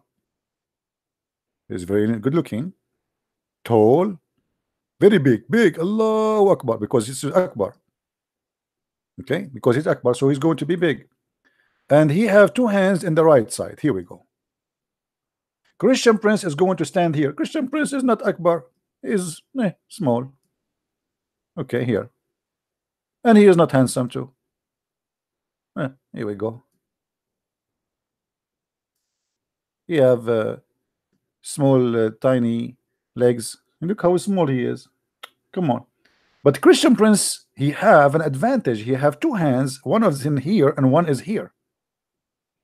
So each time Christian Prince he asked Allah a question and Allah he did not answer correctly, Christian Prince will hit him here or here. And Allah, because he have two hands in the right side, he cannot hit back.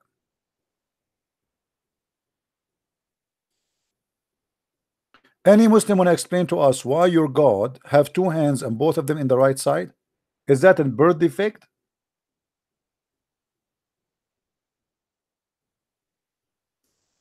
Is that a birth defect? And how we can fix this problem?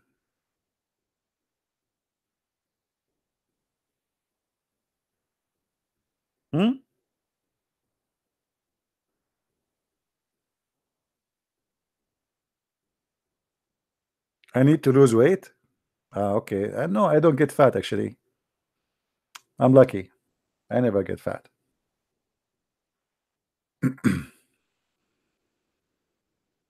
Any Muslim wanna call us, say something?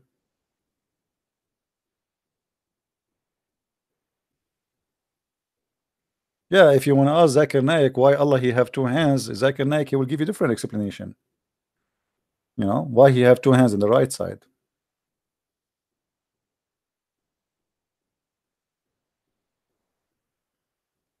You know, by the way, if Allah have two hands in the right side, what he have in the left side, and why?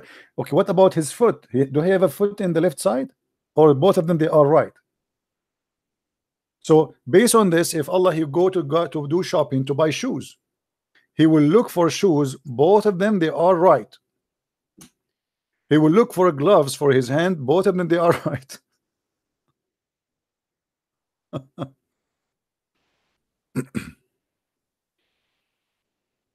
Any Muslim?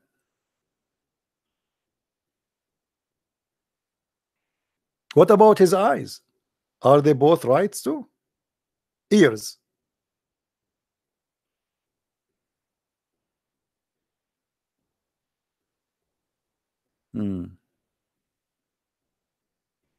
What do you mean this hadith is funny? Show respect, my friend. Show respect. Come on. This is priceless. The Prophet here is teaching wisdom.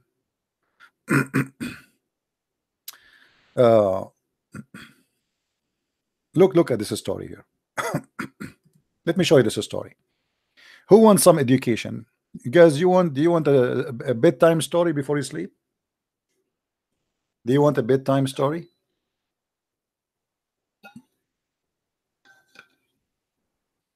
Read with me.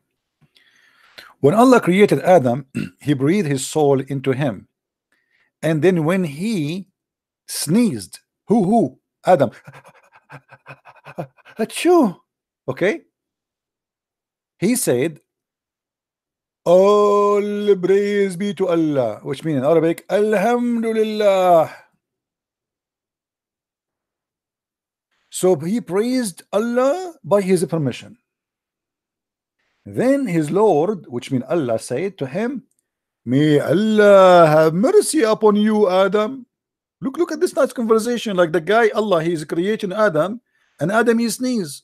Yeah, flu. The first thing we have in earth is a flu, confirmed by the science of the Prophet. And then Allah, he said to him, may Allah have mercy on you. Okay, hold on. Aren't you Allah? I mean, why Allah, he says, may Allah have mercy on you? What do you mean may? If the one is talking is Allah himself, what do you mean may Allah?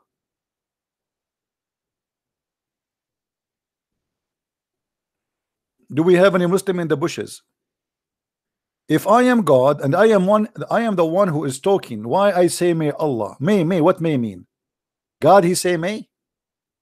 Maybe? He's not sure.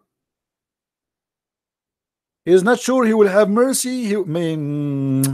Should I give him mercy? Not to give him mercy? Maybe I should not give him mercy. Maybe. Okay, I will leave that decision for later. So I have to say may for now because I'm not sure.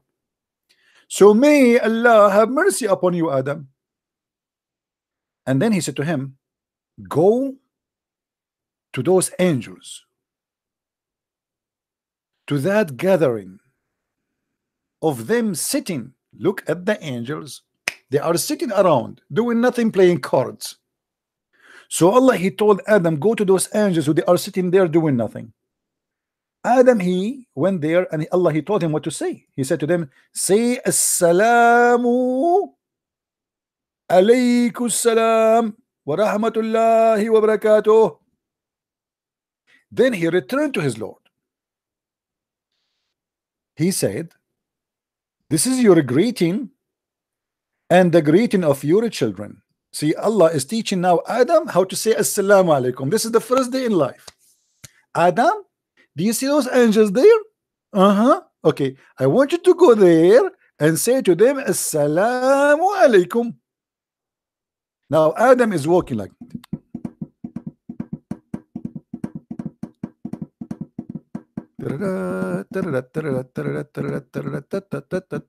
Adam, he arrived there. He is breathing heavily. Okay, assalamu alaikum. The angels is saying to him, wa alaykum assalam. Angels, they respond to Adam. And now Adam, he went back to Allah, and Adam, in the front of Allah, Allah, he said to him, okay, now do you see what happened? From now on, you and your children, you say this, assalamu alaikum. Adam, he said, yes, sir. Okay, sir. Sure, sir. Okay. This is the first school. And then the story continues. Guys, are you sitting in the floor? People, are you sitting in the floor? Please sit down. Please sit down. If you have a heart, if you have a heart problem, don't sue me if you die laughing. Okay, and that's my fault. Then Allah said to him, while his two hands were closed, choose which of them you wish. If things is getting really serious. Allah have two hands and they are closed.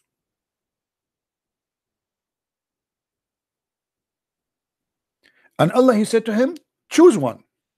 Look at the fun, look at the game, man. I want to be there. I want to be there. It's like gambling time. Let us do gambling. Choose one. Adam now he's thinking which one I will choose. What he have? And look, he said, I choose the right, my Lord, and both of the hands of my Lord are right.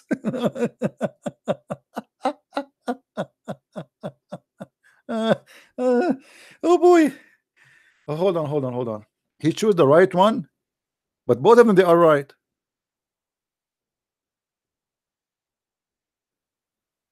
And just to show you how it's stupid to say that both hands are right. Guys, did you notice with me that this is stupid to say? Let me explain to you. You know, usually people don't really go deep behind the words, because if the hands of Allah, both of them, they are right, which is impossible, because always there is one of them is going to be left to the other one. Correct? Let us say we have a building.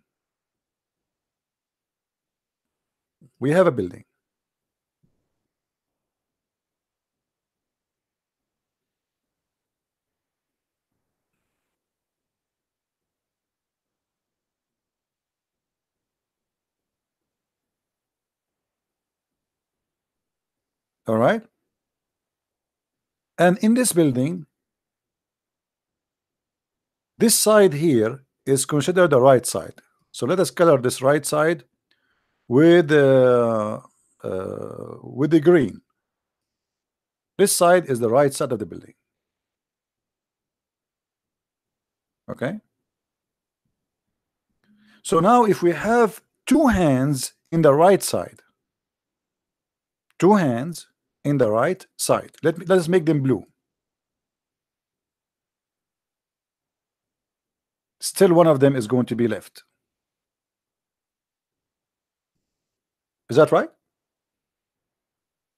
Still one of them is going to be left, because if this one here,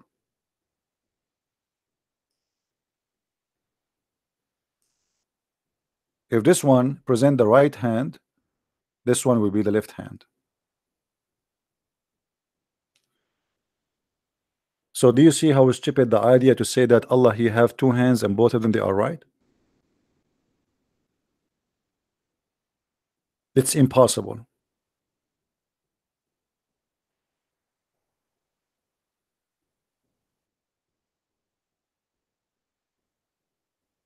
It's not only impossible, it's a stupid impossible.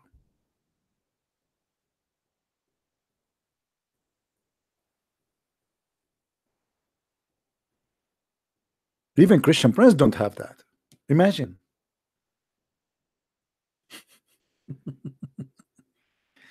But anyway, let it go.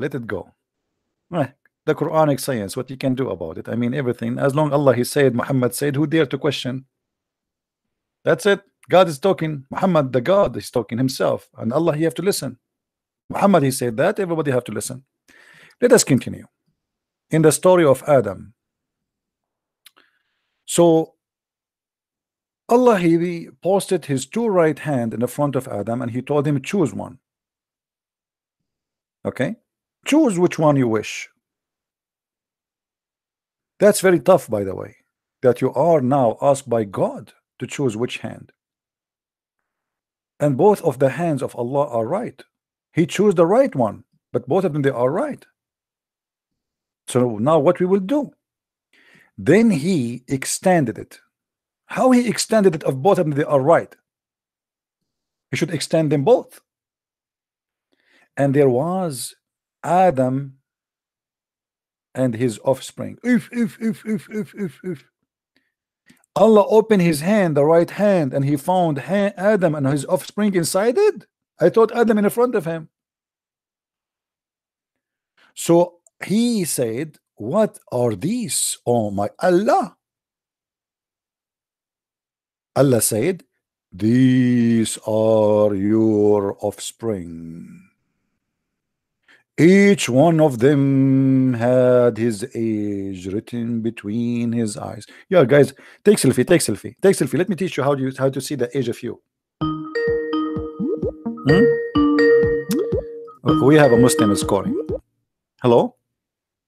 Assalamu alaikum, CP. Wa alaikum assalam. CP, I just wanted to ask you a couple of questions.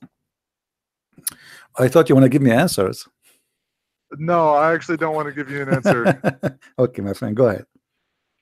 So I would say, based on what I've seen from your videos, you have proven that Islam is false. I'm not gonna deny that. You've proven that Islam is false. Yes. I guess my question was. So do you agree with me? Do you agree Islam is false? Yes. No, Okay. no. I'm not disputing with that with you. You are correct. Islam is false. Okay. No doubt about it. All right. Can you prove that? What proof can you give me that Christianity is the truth, though? That's what because I'm seeking knowledge, right? I'm seeking the truth. How can you prove that? So you are an ex-Muslim now. Yeah, I've been an ex-Muslim. All right. What I actually, yeah. Hello. What made you leave Islam, my friend? You. It's my fault. No, it's your fault because you showed me the hadith about Muhammad said the penis will never go flat. Your penis will never go limp. You said you showed me where he said all the women can have the prophet if he wants them. I went and I talked to an imam about this, and they gave me this bullshit answer about how Allah really cares about the prophet's life. And I don't believe that. So you're correct. You've proven it. Yes, all I'm right, not arguing with you. All right. Yeah. Well, I'm happy for you that you left Islam, and I'm happy that my teaching helped you to make decision. Same time, you see, what is the proof of Christianity is to be the true belief. You see, the proof is a Christ himself. Is not a Christian prince. Christian prince is a sinner man like you. He's not perfect. And he will never be able to give you the perfect answer you are looking for. The only one who can give you the perfect answer is God himself. Look what Jesus said. I will give you the answer from my Lord, not from me. I'm not the one who's talking. The Messiah, he said, from their fruits you shall know them. Small, tiny sentence, 3 words, 4 words. From their fruits you shall know them. What does that mean exactly? People, they can give you speeches about their religion, about their belief, about how amazing their God, but we have our Lord who is giving us a very clear scale. People, they talk is cheap. People, they say things. People, they claim things, but the only way to prove who they are is their fruits. So in order to understand if Christianity is the true belief or not, let us see the fruit of Jesus, not the fruit of the Christians. Because as I said, me myself, I might be a thief, a killer, a drug dealer, an adulteress, whatever, you name it. I might be. I cannot present Christ to you. Christ himself is the only one who can present himself. So from their fruits you shall know them. I want you to take this sentence and study it, and study Christ with it. See his fruits. See what he did. See what he said, and if it's matched. As an example, I'm sure you heard the Christian saying to you that Jesus says, love your enemy, correct? Yes, that's in the Gospel of Matthew. All right. Which is, this is like, to be honest with you, it's hard to believe. I mean, what do you mean love your enemy? This is really hard to do. Almost impossible. So when Jesus said to me, love your enemy, did Jesus practice that? Yes. All right. Jesus, when he was on the cross, what he did? He said they don't know what they're doing. Forgive them. Forgive them, Father. They don't know what they are doing. So, and Jesus taught us what it's meant to be a liar. The liar is the one who says something and he do something else. The liar is someone who claims something but he do the opposite. Jesus, everything he said, it was consistent with what he said, everything he did. Even in the cross, the ones who they are killing him, he is worried about them and seeking their salvation. Here we notice that this is different style and different belief and different God. Not like the same as Muhammad, a God who says, fight them, kill them, Allah punish them by your hands, revenge, cut their fingertips, cut their necks, blah, blah, blah, torture. Here you will see that there's a different spirit, spirit of love. In the same time, Jesus, he taught us that the one who denied the Father and the Son, he is an Antichrist. You heard yourself and you learned that even Islam believe in the Antichrist, correct? Yes. All right. Shouldn't I ask myself why there's an Antichrist but not anti-Muhammad? What do you think? I think that because we've already established that Islam is false, I don't want to use the Quran as a book to prove anything. No, Because no, it's a no, stupid no, book. no. Let us say Islam. Yes, Islam is false religion.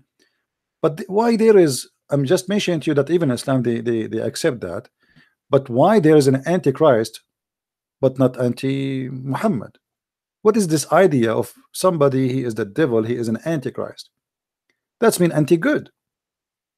Yeah. When you say Antichrist, you are talking about what is good in this earth and in heaven.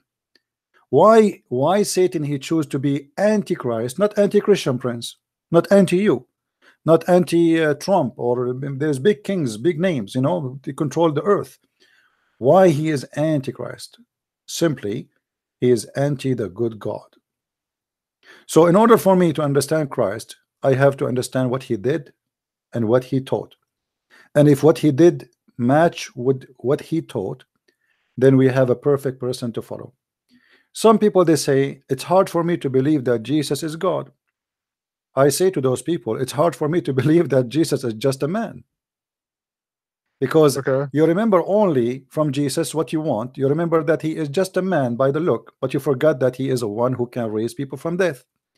You forgot that he's a person who can heal the blind. He can make things nobody can do. CP, can I offer you something else? Sure.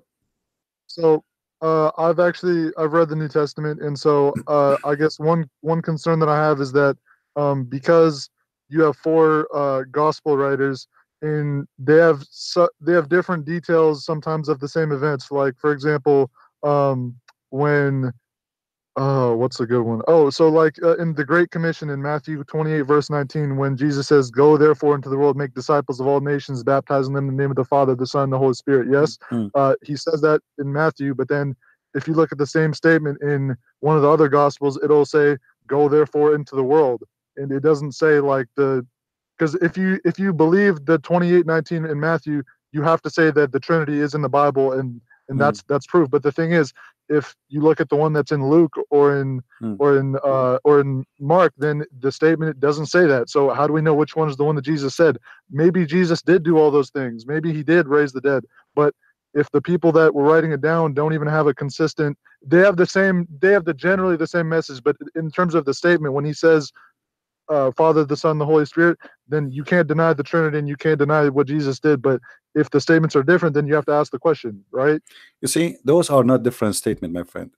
This is why we have 4 writers, not one. Otherwise, if each of them is going to say exactly word by word what the other one he said, then we do not need the second writer and the third writer and the fourth writer. Everyone he speak of his let us say how God he inspire him to explain things. It's not word by word. Do you think that everything Jesus said is written there? Probably not. For sure not, because you know, like a person who live in this earth, and I am here talking to you for the last 4 hours. I can make a book in 4 hours. If you put my words into a book, they will make a book. Do you agree? I don't know how many words I spoke until now, maybe 8,000. You know what I mean? So it you know what the Bibles are presenting to us, what is important. So every writer is witnessing to the Messiah, and all of them, they give you a complete images. It's like, you know, you have a building, and the building have 4 sides, and each one of them he give you a point of a view. So to have a perfect view of the whole house, you have to get 4 view, not only the front. You know what I'm saying? So each one of them, yeah, each one of them he give you as an example. First of all, you notice in Christianity they avoid repeating. Not like in Islam. In Islam and the Quran, the same verse repeated many times all over. So they avoid reporting and repeating. Like when they say, as an example, the other day someone he called me. He says, okay, there is a prophecy about Jesus is you know, and the 30 silvers, etc. But this is cannot be found here. Where we can find it?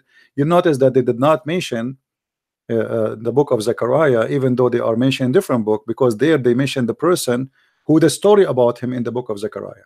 So always they avoid repeating the same story with the details. If the other book give us the whole details, why I want to repeat the whole thing?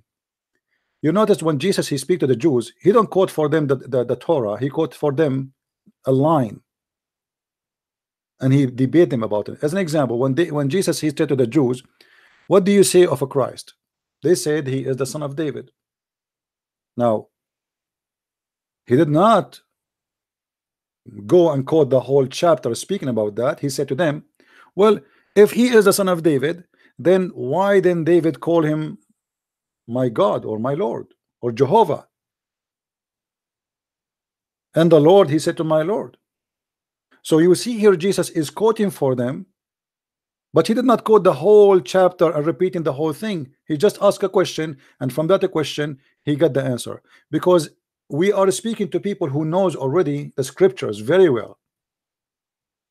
So the details, there's no need to repeat it. This is why sometimes people they say, okay, here it says that he will be called Emmanuel. Where this name is coming from? For those who they are very well versed, they will not be wondering where is the name, because they knew. But those who never heard, they never have the idea, then they will start doing research and study to find where this name is coming from. So for you as a person who is not very well versed, you wonder why here it says not the whole story as it mentioned in that story, because there's no need to repeat the same story twice. Same time, it's not in contradiction. No, I wasn't saying that. Maybe it's not in contradiction, but I guess the point that I was making was that well, first of all, when it says in Luke, like for example, when we're talking about the Great Commission, it is slightly different. But I was looking into the authorship of the four Gospels, and it looks like Luke was a companion of Peter, I think, or a companion of Paul. I think he's a companion of Peter, but he wasn't actually he collected the stories, but he wasn't actually a witness, right? My friend, regardless if he was a witness or not, we can go to details, but this will not make any difference. Let us say the book of Luke is gone. Let us say the book of Luke is not there. That will not change anything, because still the other Bibles are consistent, speaking about Jesus' crucifixion, what he taught, what he teach, what he said, what he did, and every one of them he present to us the story from his point of view by the inspiration of God. So Luke is just another one confirming what the rest are saying, not opposing, not saying the opposite. And at the same time, if just to make it more clear for you, if we have let me put something in the screen just to make it simple for you to understand. I'm sure you are smart. I'm not saying you will have difficulty, but just to help me in explanation of things. All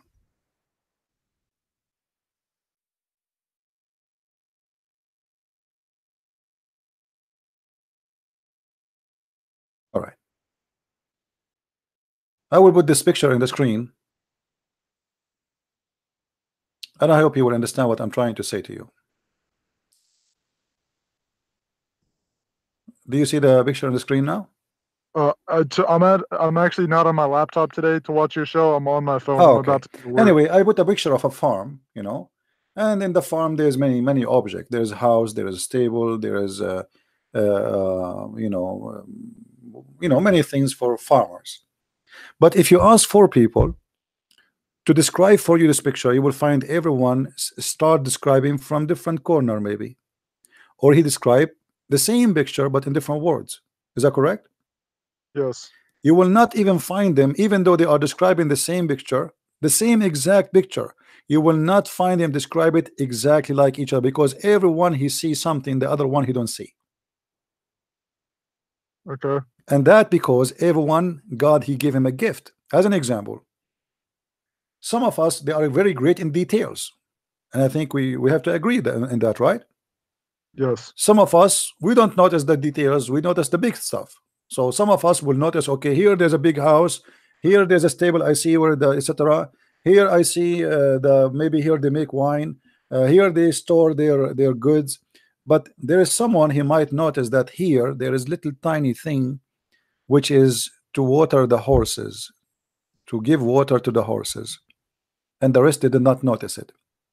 So from the God wisdom is that we have more than one writer, so we will not miss Okay. what God is trying to say to us. Because remember, God is speaking to us in our language. The Messiah, he spoke using parables. You know what does that mean, right? So yes, he tell a story. Why he is telling a story? Because we as a human, we are not really the genius we claim to be. Stories help us to understand what he want to say, but it's not the purpose. Correct? Yes. The story is not the target. The target is to explain to you. So he always talked to them in parables so they might understand. And here we have 4 people doing their best by the inspiration of God to describe for you what happened and what was there. Okay. So when you read the 4, they complete each yes. other. They are not a copy of each other. Okay. No, I'm totally with you on that. So I guess what I'm asking is, so do we know about the as far as the other 3 writers, meaning like Mark, Matthew, and John? So Matthew was the tax collector, right? Is that correct or no? You see, I don't want to go in details. It doesn't matter even if he is. Let us say you can assume the way you want. But if you want to go in details, maybe we can go in details about the 4 Bible. But for me, I have a topic which is Islam only. Sure. I advise you to go to Sam Shamoun. He loved to such a topic. But for me, the best way to explain it to you is we are not limited to one book. For one book is the 4 book, which means we have 4 books, but they are one. Because at the end of the day, the 4 books are speaking about one person, one story, one history, and one teaching. If we have books, they are in total contradiction with each other. Then those 4 books and 4 writers, obviously, they have nothing to do with each other. If I write a book now explaining the Bible, my explanation will be based on what those 4 writers they give me, not based on me. Correct? Yes. Okay. So now we have 4 writers who they present to us the best of a Christianity and the best of the teaching of Jesus and the best what Jesus said and what his message is about. And then by having them all, we have a perfect image of who is a Christ is. God, he have a wisdom, and the wisdom is that we have 4 writers, not one. For everybody, he see things in different way.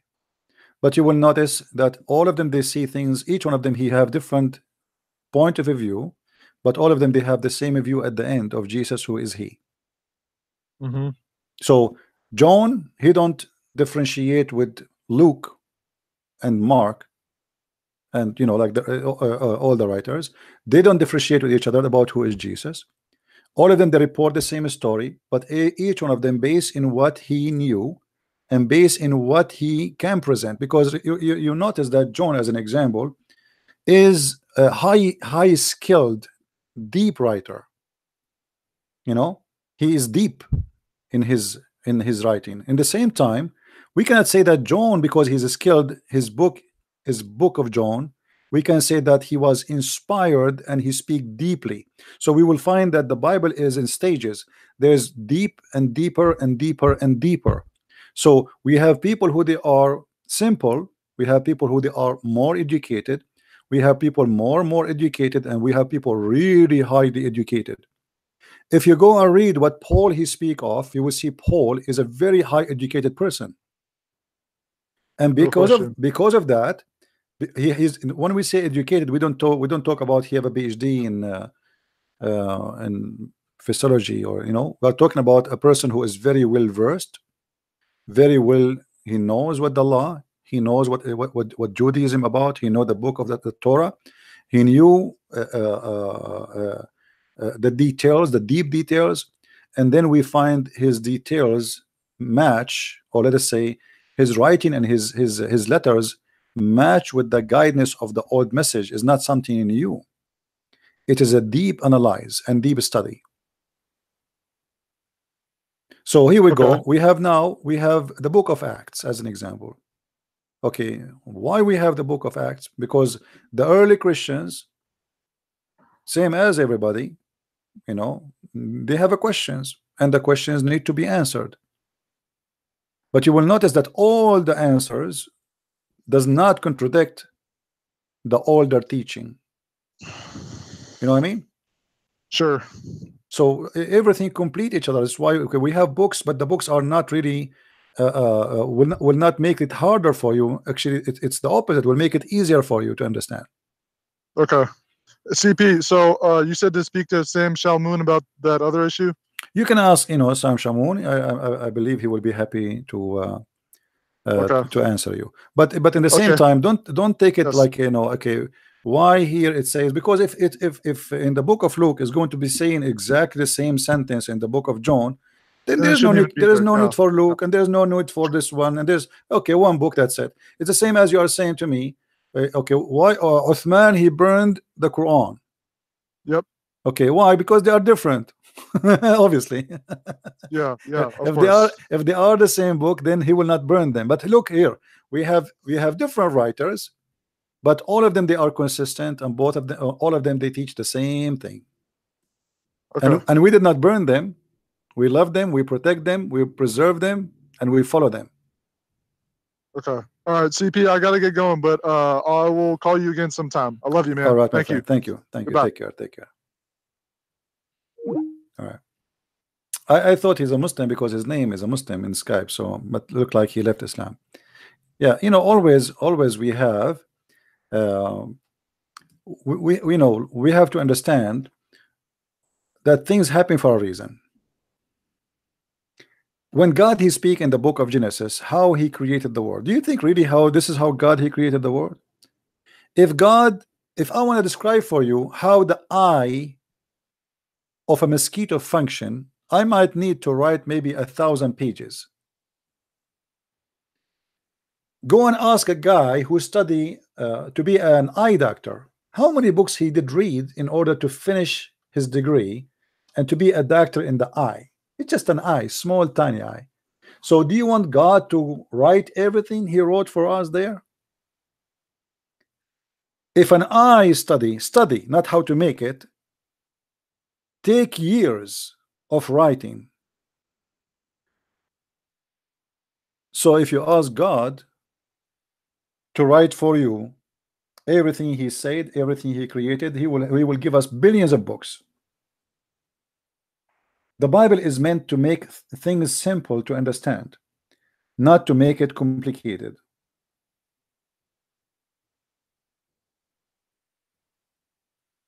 All right?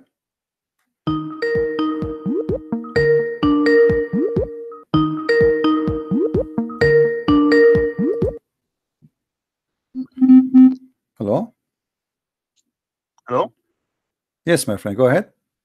Hi, CP. I'm a Christian, by the way, and I just wanted to ask you guys just one second time for me. All right. I'm from Germany. Okay. Yesterday I watched a video from you, or today it was, where you talked yesterday with a guy, and he converted to Islam. I think the title was about, what was it from the video yesterday? I don't know. It was 3.5 hours, and he converted on the end. He became a Christian. He became a Christian. Yes, he became a Christian. Yeah. And you mentioned something like when the Muslims go to the Kaaba, and the woman something with menstruation, but you didn't go further into it. The women when they go to the to the Kaaba, sorry, Yeah. Because the black stone is the fertility stone. And where people they go and like if a woman she want to get a breastnet, what she do? She go when she have her period, because the period is when it's the proof that she is not pregnant, correct? Okay. Okay. So women who they are pregnant will not have their period. So what they do when they have their period, they go to the black stone and they touch their private part with their hand, and the blood will come in their hand from their period, and then will place their hand inside the vagina, which is the black stone, and they will ask the black stone or the god of the black stone to make them pregnant. Damn, this is really disgusting. And this is why supposedly the black stone used to be white like milk, but the sin of mankind made it black, because those people believe that when a woman she is not getting pregnant, obviously she commit a sin. That's mean God he's cursing us, cursing her. So why she is not having a baby? Because obviously she did something wrong. So yeah, but it's like, where do you get this from? Is it like from no, from even from Islamic books, from tafsir, from history books, there's tons of reference. This is disgusting, really. Yeah. I just wanted to point this out because I wanted to know some of it. I couldn't find nothing in the internet about it, but well, if you have my books, get the books Sex and Allah, and you will find the reference. That's what I get for Christmas now. All right, okay, all right. You will find a lot of reference. Thank you, CP. Just be careful. Don't give it to a child. No, I won't. All right, my Thanks, friend. CP. Take care. Nice evening. Bye.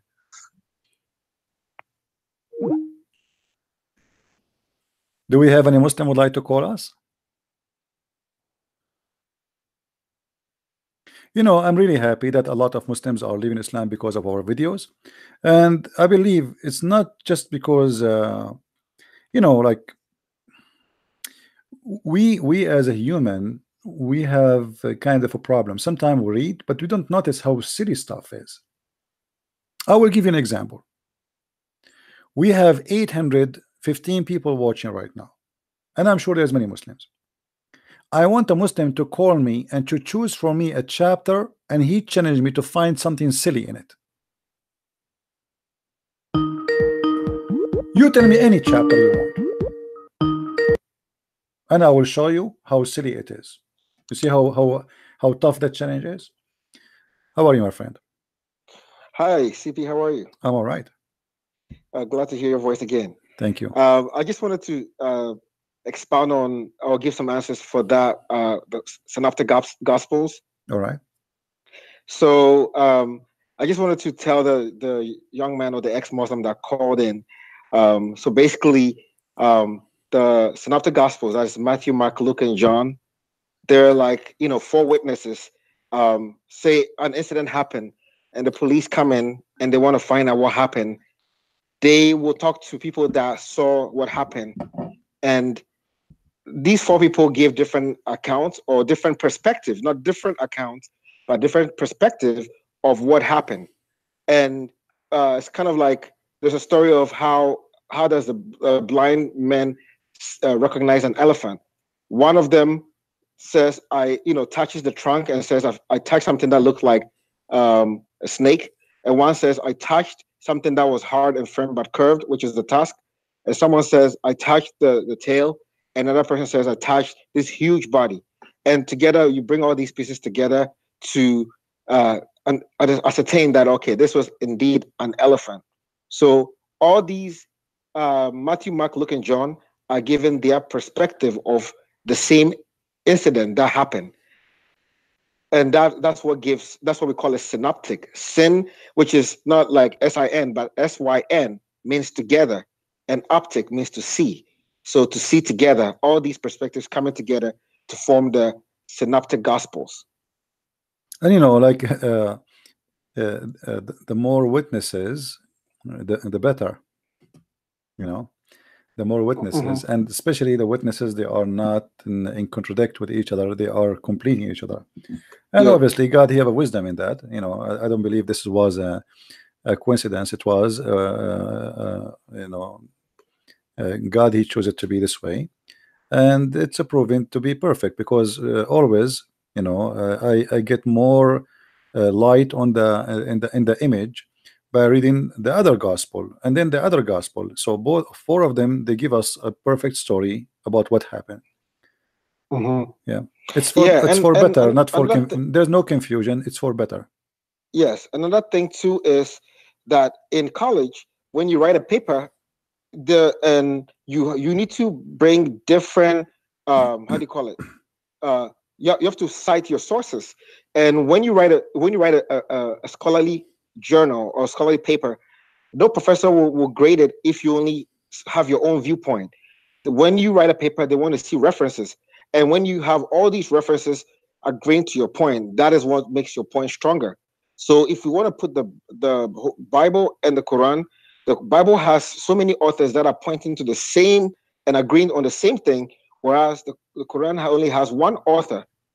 And that is, in any academic circle, that is unacceptable, because you cannot write any scholarly material that will be deemed true when it has only one perspective. It has to, you only have multiple authors, leading thinkers, or agreeing that what you're saying is the same. That's where it is considered accurate and true. Yeah. Well, thank you for calling to explain. And you know, at the end of the day, if you read every like every gospel of the four, you will find that the Messiah speak to you there, and this is what is beautiful about the books, because after 2,000 years, I can read the Gospel of John or Luke or Mark, etc., and still I will find the Messiah speaking to me there, not John speaking to me. It is very refreshing. It's very beautiful. It's very deep, and it's very personal. This is something we cannot find in the Quran. The Quran is just a recitation of something plain, not smart. There's no conjunction. There's no connection between the words. The Muslims, they are proud about an Arabic language, which they themselves do not understand, which is very funny. And they don't care for the meaning as much they care for what people say, that this is a perfect Arabic. When we, the Arab, we laugh at it. Even the Arab in the time of Muhammad, he says, we can make better than this. Come on, what are you talking about? So what the Muslims are proud about is something silly, and what we are proud about is something so beautiful. When you read the Bible, you feel that you are the one who is the Lord speaking to you. It's something very personal. It's not a story you are reading about someone. You feel that you are in the story, and the story is about you. When you go and read any of the parable of Jesus, you will see you fit there. Yep, that's why they say the Bible, the Word of God, is active. It's sharper than any two-edged sword. You know, we have the Logos, which is the spoken word, and we have the Rhema, which is the speaking word, which still continues to speak to this day. And that's the word in season. When you read a specific verse, it's like, oh, this was just written for me for this particular moment, because it's God breath. That's what we call inspiration. Inspiration means to inspire, which is what we have as expiration and inspiration. Is inspiration. It means God breathed His word out, and that word is active and always speaking to us, even to this day. All right. Well, thank you, my friend, for calling. All right. God I bless hope you, the man. Muslim will have better understanding. At the same time, the best way to understand Jesus, talk to him. Yes, exactly. He is a living God, you know. Yes. Thank you, my friend. Thank you for calling. All right. God bless. Bye. Bye. You know, when the Muslim, they say to us that the Quran is an amazing book, and the Arab, they were like, wow, how he can do that? Is it really what happened? The Quran get them busted.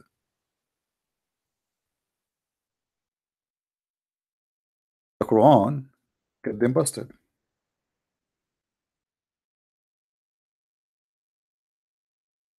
The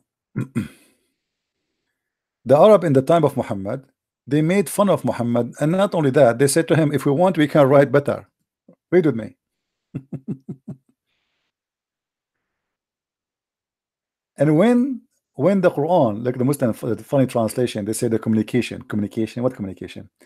When our Quran is recited to them, that was, hold on, please, hold on. Let me finish this idea. Okay. Let me. I will call you back. Give me a minute. I will give you back. RCP. All right. When the Quran is recited for them, they say, well, we can come with better than this, and we can make the same as this. Let us go to the translation first.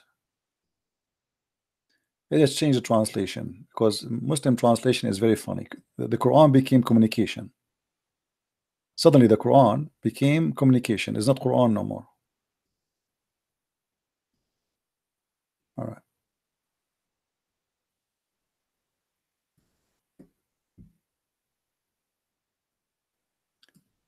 Chapter 8, verse number 31.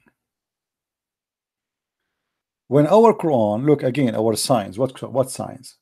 When our Quran are researched to them, they say, we have heard this before. If we wished, we could say words like these. However, this is nothing but the fairy tales of the ancient. Do you see it? The Muslim, they say to us, when the Arab, they could not make Quran like this. The Arab like, wow, this is crazy. Here we go. They are saying to him in front of his face, we can do the same. What is that? And all what you are giving us is just a bunch of fairy tale stories. So they did not find the language something perfect. Normal people, they say we can come with the same thing, and they made fun of it. They say this is nothing but a bunch of fairy tales. Nobody was amazed, but they were amused. How funny, how stupid it is. Call me, Doris. You can call me. Just I wanted to finish this idea here before we hear you. Call me again. Do you see it, Muslims? Say to them, this is the truth from Allah. Remember how they say it. Hello? Hello? Yes, my friend, go ahead. ACP, am I loud and clear? You are fine. Okay. A couple things when that guy, when he called a while ago, the ex-Muslim, kind of dovetails with something I wanted to ask you for the last couple of days. Okay. I've seen him and other Muslims, I should say recent ex-Muslims, they kind of try to look at Christianity like they look at Islam. Like that guy says, well, I've heard enough. I'm convinced that Islam is false. I know that. But then how do you know that Christianity is true? And then he starts to ask questions about the Bible, kind of split hairs. Well, Matthew says this, but in Luke it's different word. It's worded differently. Before we go into all of that, I want to say that, you should not look at Christianity like that. In Christianity, the foundational claim is Jesus, the life, doings, teachings of Jesus. And the Bible, the books of the Bible came after that. Whereas in the Quran, the central claim is the Quran. The Quran is this miracle that was literally spoken verbatim by God. That's the founding claim.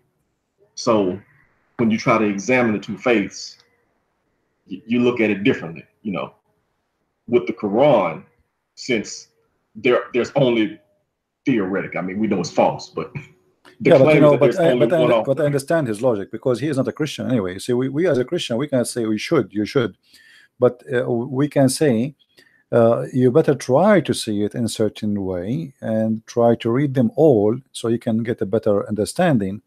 As long as they are not in contradiction with each other, then there's no problem with having the four. The four, they complete the picture for us, and obviously there's a reason for those four to be exist. And why the Christian, they did not continue and write 5 and 6 and 7 and 8? You know what I mean? So yeah, right. Otherwise, they can. Here we go. Like Jesus, he have 12 apostles. Yeah, right. We understand that, but the thing is, though, because there's an actual event, it's actually the life of Jesus. By the way, the answer to his question is Jesus. You look at Jesus and you see how he performed in history, and you ask yourself, what is he? You had it right when you said that.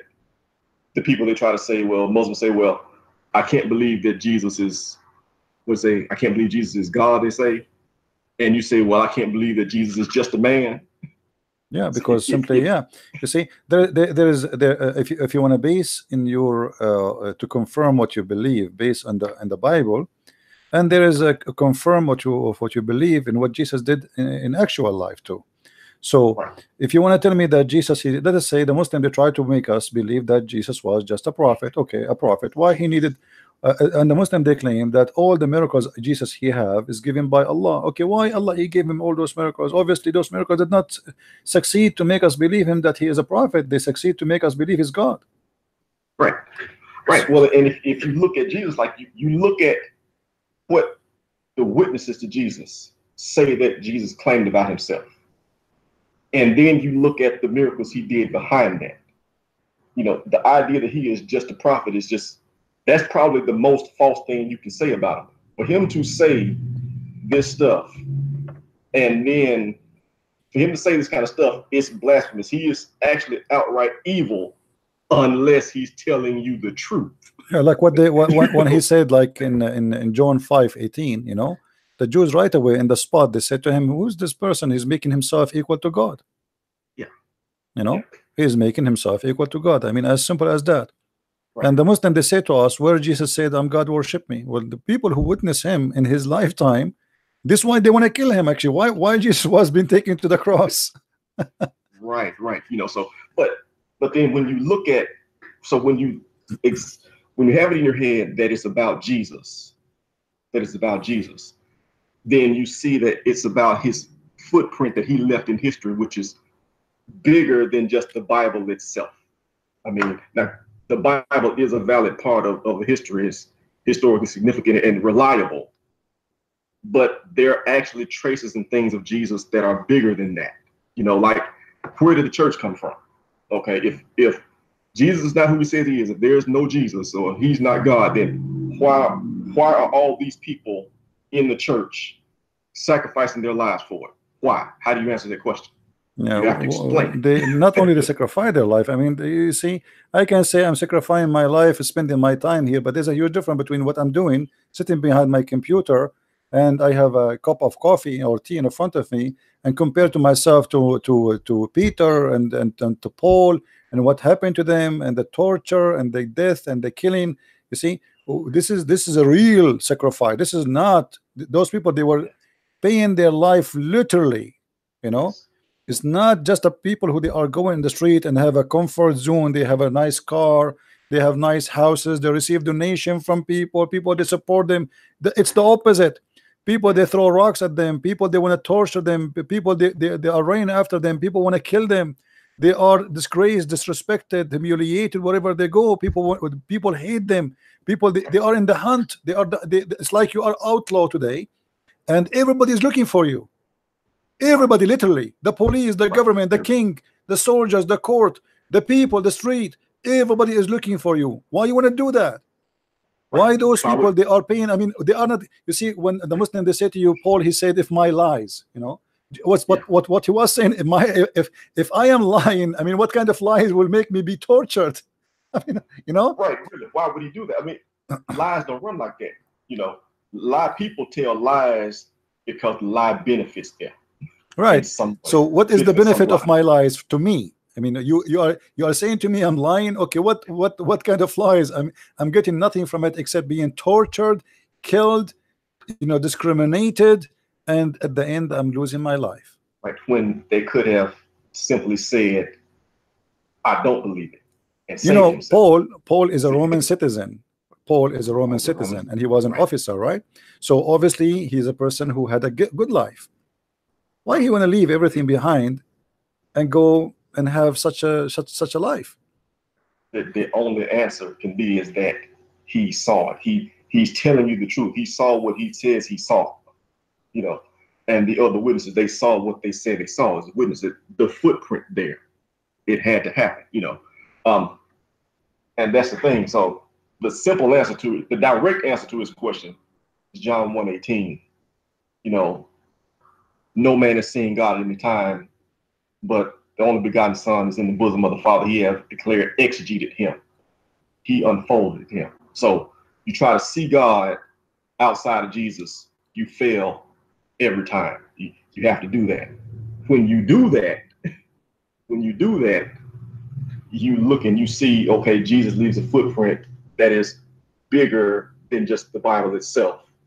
there's so many things that there's just things in history that you cannot explain unless Jesus is who he says he is. There's just so much data. I mean, even, you know, the little scraps I heard you mention the other day, and I saw like the guy in China, you know, the report of like the long eclipse in China, you know, right around 30 AD. I mean, that it's not a Christian writing, it's just a matter of fact thing talking about something else. But that kind of stuff, you see that all throughout history.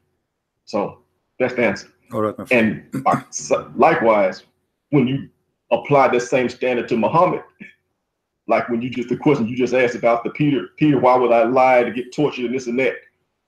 Why would I tell a lie to say this? You ask that question of Muhammad, why would you tell this lie? 13 wives. Yeah, why Paul did not do what Muhammad did? Why Paul, he did not say, give me money, give me your wives, you know, any woman she want to give herself to Paul, you know? Yeah. You look at Muhammad and you can see how he would directly benefit from people believing that he's prophet. Yeah, like any scam, you know, when a scam come. Yeah. Something else I wanted to ask you all right. a couple days ago. Had you ever thought about looking at Muhammad historically? Have you ever considered the possibility that he might have been a puppet of other political powers around him at the time? Oh, I don't know. What do you mean? Can you say again? You know how you look at countries, how you have kind of like a false king, you know, one guy, he's out front and he's the king, he's wearing the crown. Okay. But you have other people behind him really pulling the strings. Okay. You know, and so I look at Muhammad and it's like, obviously there are gaps in the history as to how he amassed that much power and that much time, and, you know, the Quran, all that kind of thing, that there are historical gaps there. No, you see, Islam did not become powerful in the time of Muhammad, actually. Islam became powerful after Muhammad died. Muhammad in his time was able only to control his territory. He was not able, as an example, Muhammad, he prepared himself to go and attack the Roman, but he was not able to succeed. The success happened after Muhammad he died. You know, when the children of Bani Umayyah, who they are warrior, they took over the caliphate. They are the one who spread Islam the way we witness. It was not Muhammad who was successful. However, you said you call them children of Umayyah? Bani Umayyah, yeah, the Umayyad Khalifa. This is why they call them Umayyah, because their grandfather is Umayyah. So, you know, Muhammad, and the story of Muhammad, all of it actually, there's nothing there. I mean, the details is very disconnected. You see, like the same when we talk to Muslims about Muhammad, he knows how to write, how to read. There's no confirmation of that. Muslims, they are guessing about everything about Muhammad. This is why the books of Sirah, if you ask Muslims, what is the story about Muhammad? Who is Muhammad? They will say the only reference we have is the Sirah. Okay, the Sirah is biography written, it have a collection of stories, and the Muslims themselves, they are confused what to take and what not to take. And even the one who wrote those biography, they said from the beginning, there is many stories which does not fit with the prophet, we delete it, we did not even write it. So we do not know, maybe the stories there who they deleted, it was real stories, and the one which is not deleted is the fake story. You know what I mean? Yeah, because who is the one who making decision? They were not the witnesses, they never been there, they never saw Muhammad, they never met Muhammad. So yeah, we have people writing history about Muhammad who do not know Muhammad. Hadith is the same. Hadith is a collection of as an example, Bukhari. Who is al-Bukhari? The most important books for Muslim Sunni after Quran is al-Bukhari, but the Bukhari never met Muhammad and never was Muhammad, and he's not even an Arab. So how al-Bukhari became a witness? You know, yeah, he wasn't there. Yeah, a witness who saw nothing. Because the question I've got in my mind is, it looks like somebody else waging war and conquering and things like that, and using Muhammad as kind of a prop, you know, to give their people license to follow them, but they keep adding legends and adding different stories about Muhammad in order to justify whatever idea that they're trying to advance at the time. That's what I mean when I say it public. You see, the thing I agree upon, that we do not know really who is Muhammad, because obviously Muhammad is not the name of a person which can be identified as a person. Muhammad is a title, is not a name. So until we find who is that one who they call him Muhammad, then we can find out who is that person. You know what I mean? It's like the Quran say the man with the two horn. If you ask the Muslims, who is this guy, the man with the two horn, which the Quran speak of, everyone he give you his own tafsir, his own interpretation. But the Quran says the man with the two horn. Okay, who is he? No answer. The Pharaoh. Who is the Pharaoh? There's many pharaohs. You know, if we go, we check when the Bible speak about Pharaoh, we know the name of the Pharaoh. The Bible mentioned the name of the Pharaoh. But the Quran mentioned the Pharaoh. Okay, which Pharaoh? There's many pharaohs. Which one? Yeah. So, yeah. Okay, how we will know now this story happened to who and when? We do not know. There's no. The Quran is a very, I mean, a book is like inside the buried by sand, and you try your best to wipe the sand away. But the more you wipe, the more sand come over it, and you know, because every line there is a mystery. It's stupid. It does not make sense. Right. The story of the seven sleepers. Who are those seven sleepers, and why the story is there? You know. What the purpose of this story? We go and we check. We find that this story is something have to do with the fiction story written by a Christian bishop in Syria. Yeah. And the seven sleepers, very well known. So Muhammad, you know, Muhammad's story itself about God does not make sense. The one who gave us the story, it cannot be one person, because there's a collection of stories coming from everywhere, and most of them, they are fiction stories. Yeah.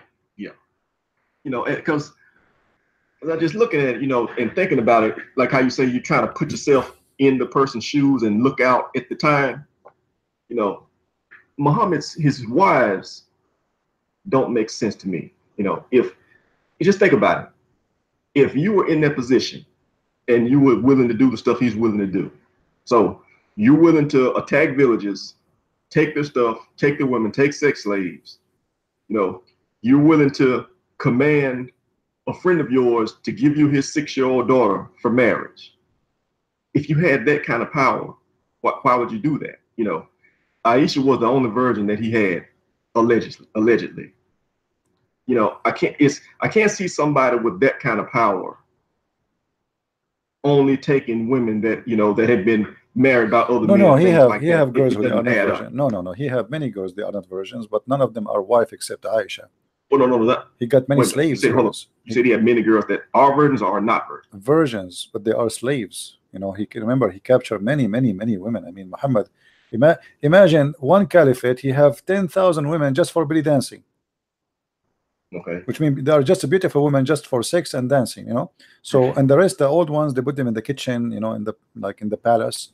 So if those are the caliphate, what about Muhammad himself?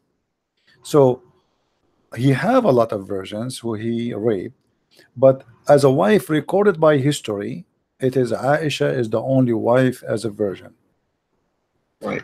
But the stories Muslim report to us, Muhammad, he don't like women who they are not virgin. Do you remember the story of the guy who he asked him, who you did marry, a virgin or a widow? He said to him, a widow. So he said, why you don't get a young virgin so you can sport with her and she sport with you? So obviously Muhammad, as a person, he don't like to marry or to sleep with women who they are not even virgins. Not only they are not old, they have to be young and they have to be virgin. So, and you know, when he is advising the man to do so, obviously, like if I advise you, if I say to you, why I ask you, what did you marry? You said to me, I married. Okay, what you married a virgin or a widow? And you said to me, or previously married. You say, no, it's not a virgin, you know. And then I say to you, why you do that? Why you do that? Why you don't do this? It's mean this is what I want. This is what I like. You see, my advice meant to be, this is what I think is the right thing to do.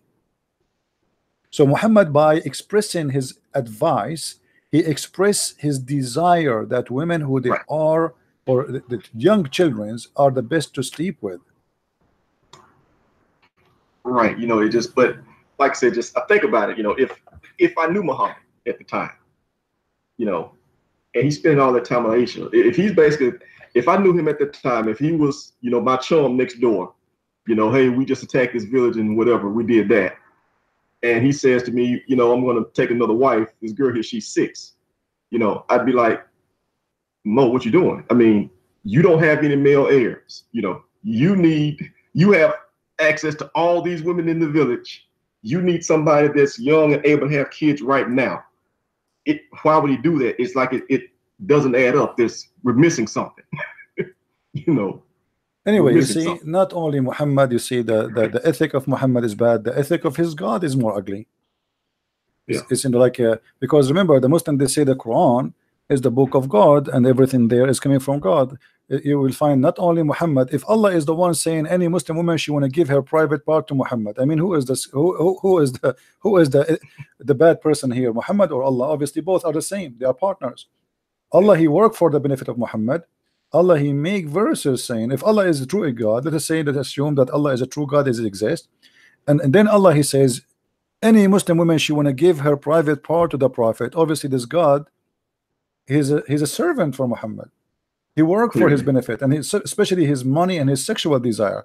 So obviously, the God of Islam is a fiction God made by the size of Muhammad. It's like a tailor, you know, a tailor. He make something fit for you. So Muhammad, he created a God which exists before him, but he used his name to fit with him and his needs. Right. Well, yeah, because like the one with Zainab, more than that, where he told, no, not Zainab, Mary the Coptic, he told his wives he wasn't going to sleep with her anymore. Yeah. Then he made a verse says, Allah told me why you are doing that. Yeah. Why are you denying yourself, Muhammad? Yeah. I mean, I made that lawful for you, man. What are you doing? No, what happened? Simple. You know, after he made the promise, he felt bad for why he did that. How I can break it now? I want to sleep with her, man. She is beautiful. So what I will do now? She's here too. Okay, so I will make a verse, and Allah is ready. You know, I will make a verse says Allah told me. So can they say no? And if they say no, Allah and Jibreel and the believers and the angels all will back him up. Yeah, all that. All that. All right, my friend. Because he don't want to sleep with his girlfriend. Thank you for calling. Let us see if we can get one more Abdul before we go. You got it, CP. All right, Bye-bye. Thank you. Do we have any Muslim would like to call us?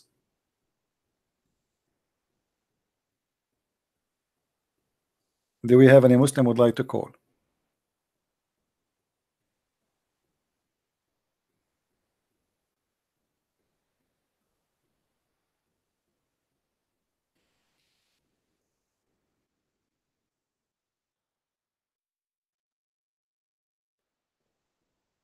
Any Abdul? Who is a Muslim would like to call us? You see, I would like to hear a Muslim before we finish for today calling me and show me one good thing or anything to prove to us that it is possible that Islam is coming from God. Anything. It's possible. Anyone can show me. Until now, I could not find anything to make Islam possible to be even true. I mean, a true story. Let's say, forget about a true God, true story. I don't see anything there is true in those stories. All the stories in the Quran does not make sense. As an example, you know, we believe there is a person, his name Adam. The Quran speak about Adam, but Adam in the Quran is a very funny person. The story of Adam in the Quran is very silly.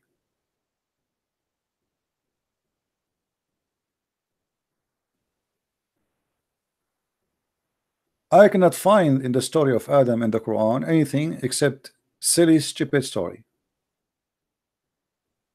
The first thing Adam he did when Allah he created him, he sneezed.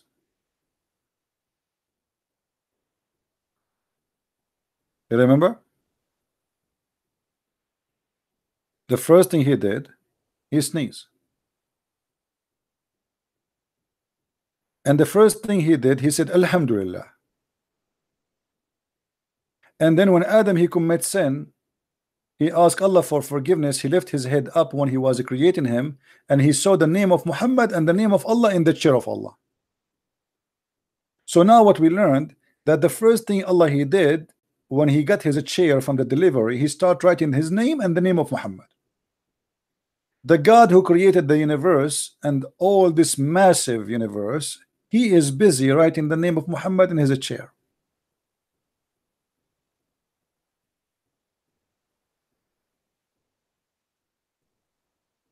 Silly stories, stupid stories.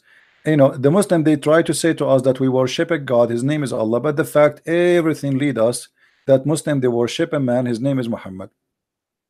You see, when the Muslim they debate you, they say to you, as an example, without mentioning the name of the kid, he was debating a Christian person.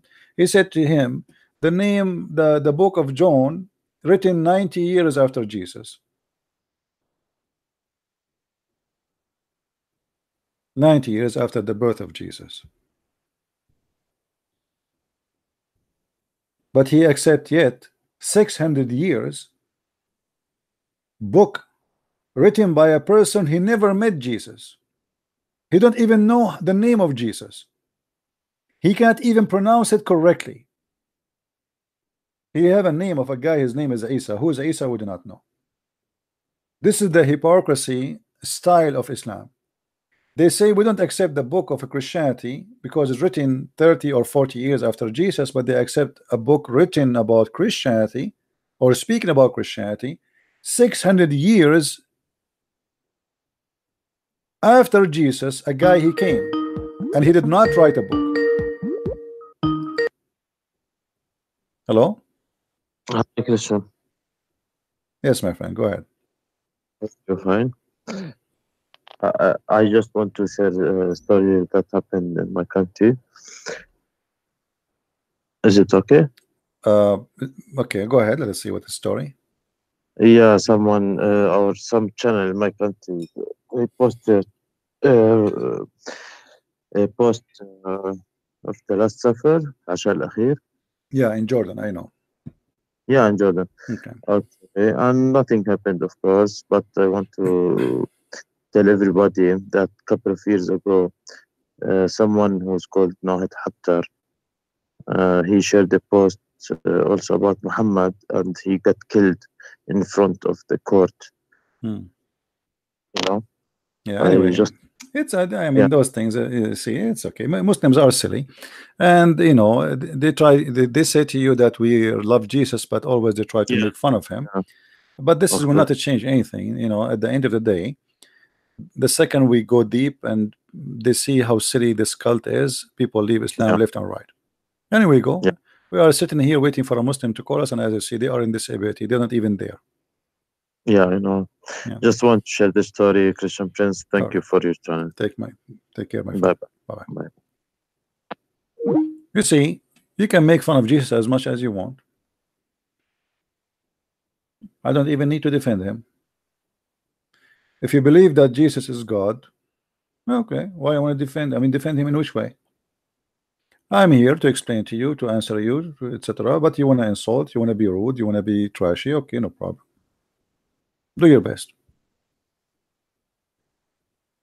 Muhammad needed protection because Muhammad is a false man. Without protection, he will collapse.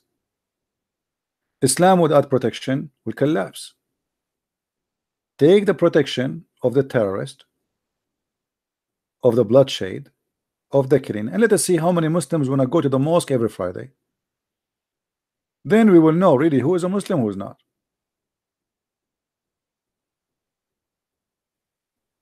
Allow people to drink wine, and let us see how many people will drink. Allow people not to fast, and let us see how many people will fast. The one who fasts is the one who is a truly believe. So why you want to force things in people who don't believe? Because Islam doesn't care. Islam is based, you know, there's a sheikh, his name is Al-Qaradawi. He said, if not the sword of Abu Bakr, Islam is not exist today. Because Abu Bakr is the one who waged a war. It's called the war of apostate. It was the only way to get them back into Islam is to wage war on the apostate. As simple as that.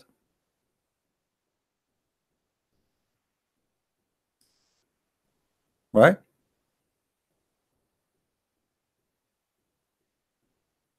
And the second, you start asking any questions like, oh, like those silly stories we see in the screen. Look how silly this story. Who in the world will believe in this? Even if you are 5 years old, kid will not believe it.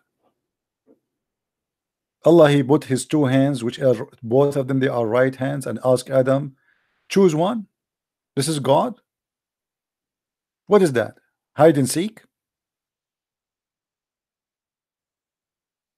I thought you cannot see God.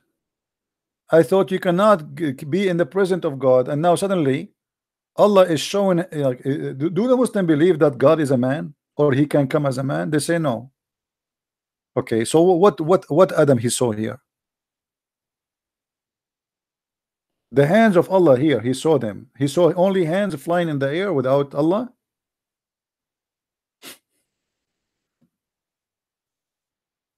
Stupid silly story.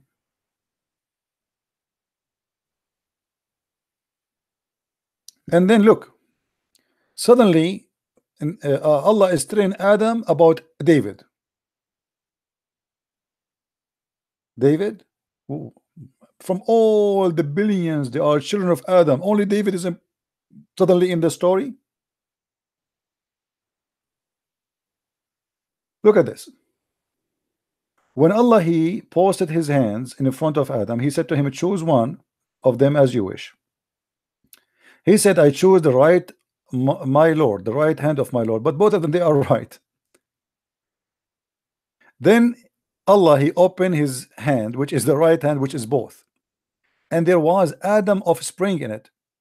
So he said, what are those, my Lord? He said, these are your offspring.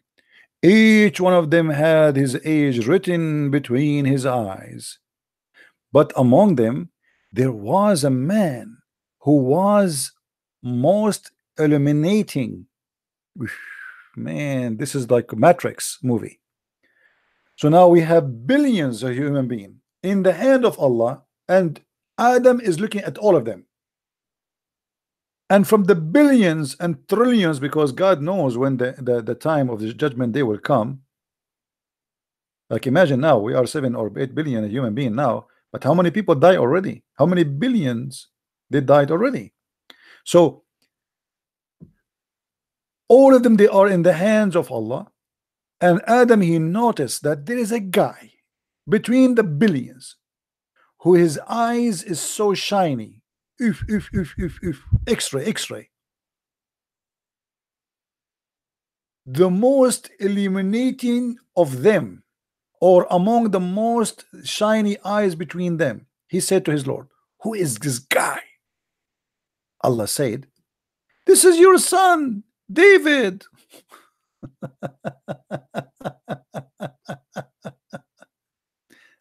And look, the fiction funny story continue. I wrote 40 years for him. 40 years, which means David will live for 40 years. And look now at the bazaar. Look what happened. Adam, he said to Allah, oh Lord, come on, Lord, add to his age. Come on, only 40. Allah said, that what I have written for him. He said, oh Lord, give him 60 years, you know, from my life, which means from my age. Like, what is that? David is asking Allah to extend the age. Sorry, Adam asking Allah to extend the age of David. Take from my age. Take from my age. Negotiation. So look what Allah he said. He said, so you shall have it. So now Allah he extended the age of David to 100 years. He said then, he resided in paradise as long Allah willed. and he was cast from it. So Adam was counting for himself. He said, so the angel of death came to him, and Adam said to him, you are hasty. 1,000 years were written for me. The angel of death, he came, and Adam, he said to him, like, what are you coming now? Allah, he told me I will live 1,000 years.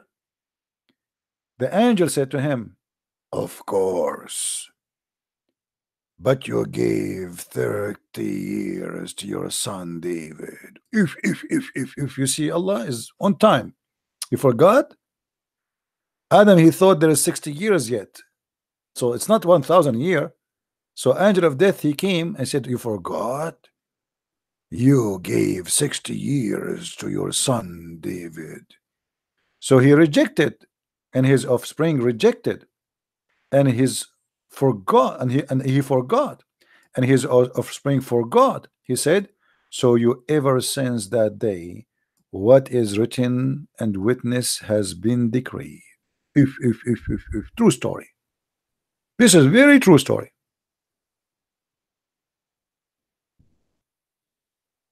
Hey guys, who want to give me like 60 years of his age? Let us have a bazaar.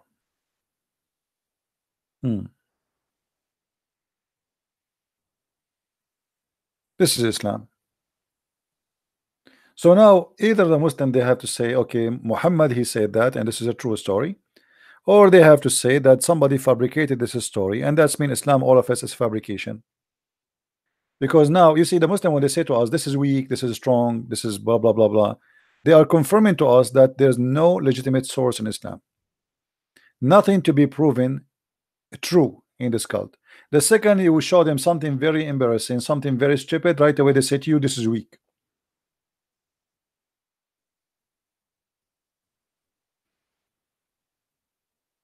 Any Muslim?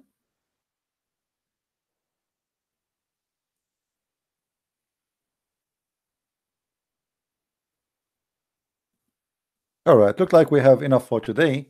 I hope you guys, you have a good time. I will try tomorrow to go on air too, and we continue with more city stories about Muhammad and his God. You see, I want you, if you are a Muslim, not to be offended. Maybe what we say kind of offending you, but you are not really our enemy. We don't hate you, and we will never hate you, and I'm not against you as a person. But I want you to use your brain for a second, and you know, to try to check out what those stories about. I mean, what kind of a prophet he saw those, they say those things, and where Muhammad he got those stories from. I mean, if Allah he spoke to Muhammad in the Quran, how Muhammad he got those details? He was there. You see, how come you Muslim don't ask Muhammad where you got those stories from? You will say to me, the angel told him. Where is the angel getting the story from? From Allah. So this should be in the Quran. If Allah spoke to Muhammad by the Quran, then the Quran is the book of Allah. If Muhammad, Allah spoke to him by the Hadith, then the Hadith is the book of Allah.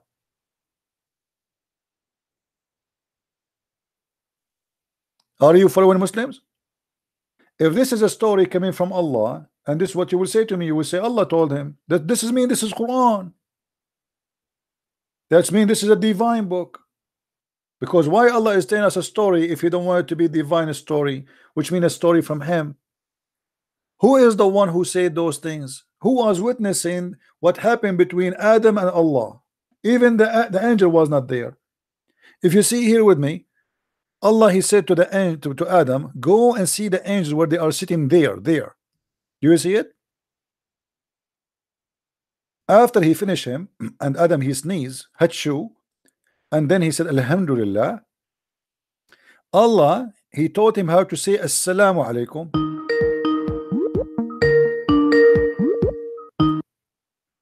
Hello? Hello. Yes, my friend. Hello, Christian Prince. I'm just trying to find the speaker. Can you hear me? Yes. Yeah. I just discovered your channel about a month ago. Okay. and I'm really pleased. God bless you, brother. Thank you. I'm actually learning a lot from you. And I'm an ex-Jehovah's Witness. So I used to be a Jehovah's Witness, but left the religion. But there's something that I've been asking Muslims for years to explain to me, and I wonder if you have time, if you can just help me understand something. Go ahead. Yeah. Every time I asked them if Muhammad was illiterate, they tell me that the Quran says he was, but I can't understand it because he was a merchant, and I find it very hard to believe that someone that was a merchant can be illiterate, someone that does import-export, for example. And I don't know what answer, what explanation to give or how to give it, because I don't find that there's a truthful answer that they're giving me. It's just basically, well, the Quran says he was and he was. No, the Quran never said that he was illiterate. The Quran speak about him illiterate about the God book.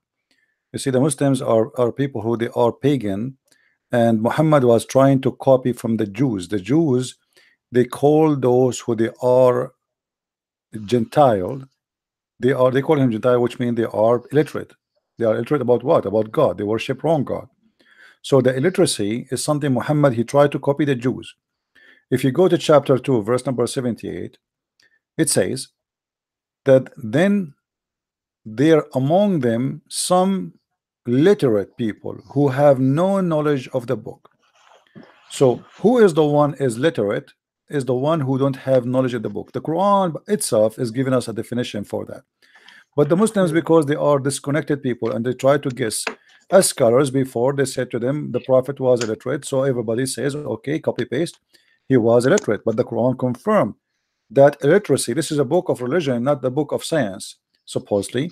So illiteracy is you being illiterate about God, and you don't have a book of God. This is why the Quran call the Christians and the Jews people of the book, and call non-Christians and Jews illiterate.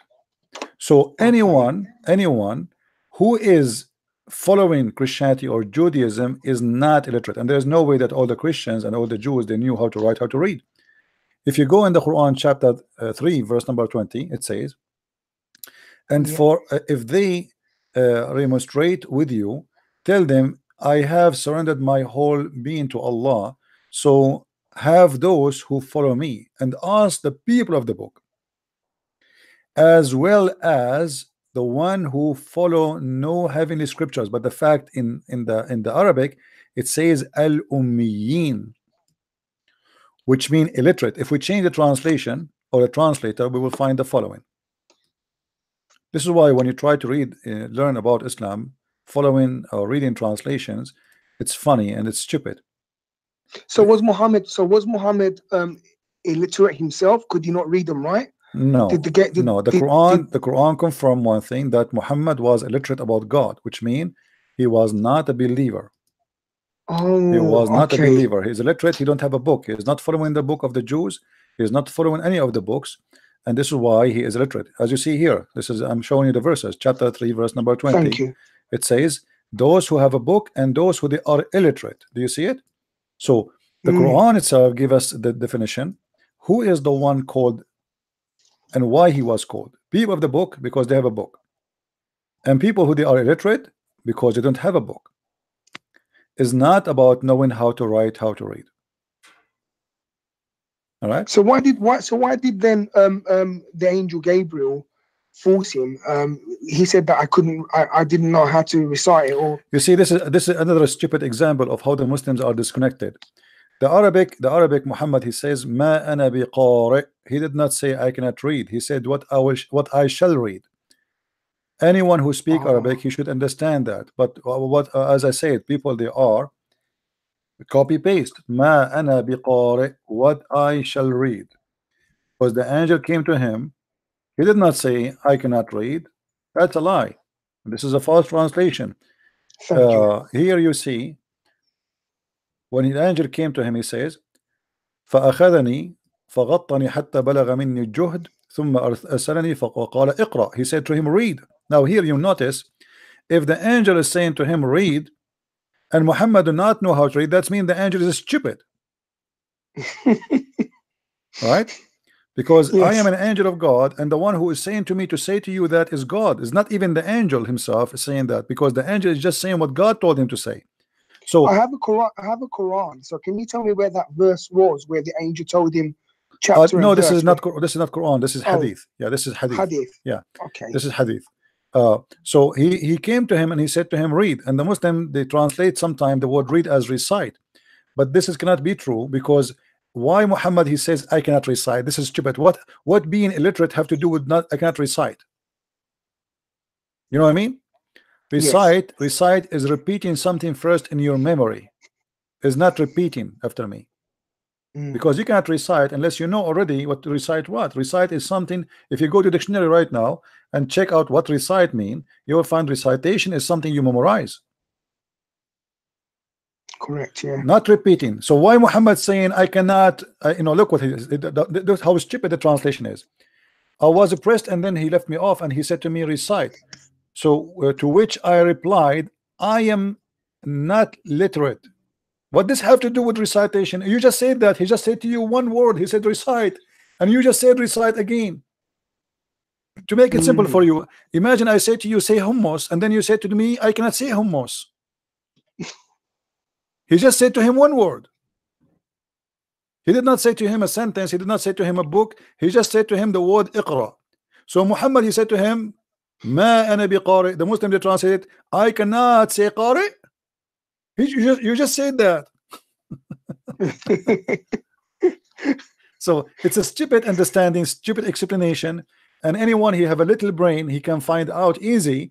But the problem is when you as a person, you are reading, you don't know Arabic, and then you read this stupid translation, and then you take it as it is. But even if you go deep, you will find this does not make sense, because if somebody says to me recite, why I should say I cannot recite? Anyone can recite after me. Or repeat, and say repeat. If I say to you hummus, potato, tomato, okay, say it again. Hummus, potato, tomato. Okay, this is what Muhammad did duty actually all his life. He was doing hummus, potato, tomato. The angel, he says something to him. Muhammad, he say exactly what the angel say. That's it. So what do you mean he don't recite? And why the angel, he squeezed him again, and he said to him recite again. He did not say recite. He said to him iqra. Muhammad, he said ma ana biqari, what I shall read. Then the angel, he squeezed him again and said to him iqra. He said to him, what I shall read. So he spent that day saying to him, read, not read, I cannot read, what I shall read. And then the story became so funny and so stupid, because at the end of the day, after 3 times of squeezing, did Muhammad understand what the angel want? No. Did Muhammad learn how to read? No. And let us assume that Muhammad did not know how to read, and Allah saying to him 3 times read. If Allah is a true God, even if Allah saying that to a donkey, the donkey will be able to read, because God saying that. When Jesus said, like, imagine Jesus said to the blind man see, and the blind man, he did not see. So Jesus, he said to him see again, and the blind man, he did not see. And Jesus said to him see again, and still the blind man, he cannot see. And the blind keep saying to him, I cannot see, man, I cannot see. And then she said to him, and he squeezed him, see, like you idiot, see. And the guy, he cannot see. And then the guy, he go home and still he cannot see. So what the point of saying to him see? You see here the translation, look, the same story, the translation changed. When he cut me, I said to him, I do not know how to read. This is false. See, sometimes they say I cannot recite. Sometimes they say I cannot read, because they are very confused, and this is a very stupid cult. So when a Muslim says, Muslim says to me, in the Quran, it says that Gabriel could, the angel Gabriel forced him in, and then he recited it. Really, in Arabic, that's not what it's saying. You're saying, isn't it? The angel, he said to him, supposedly read. Hold on, we have a Muslim is calling. Let's see what he wants to say. Hello. No, he hang up.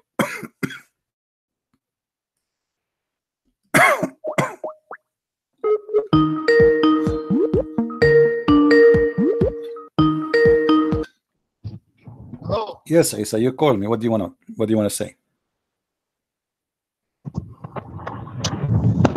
Hello. I hear you. Go ahead, Isa. What do you want to say?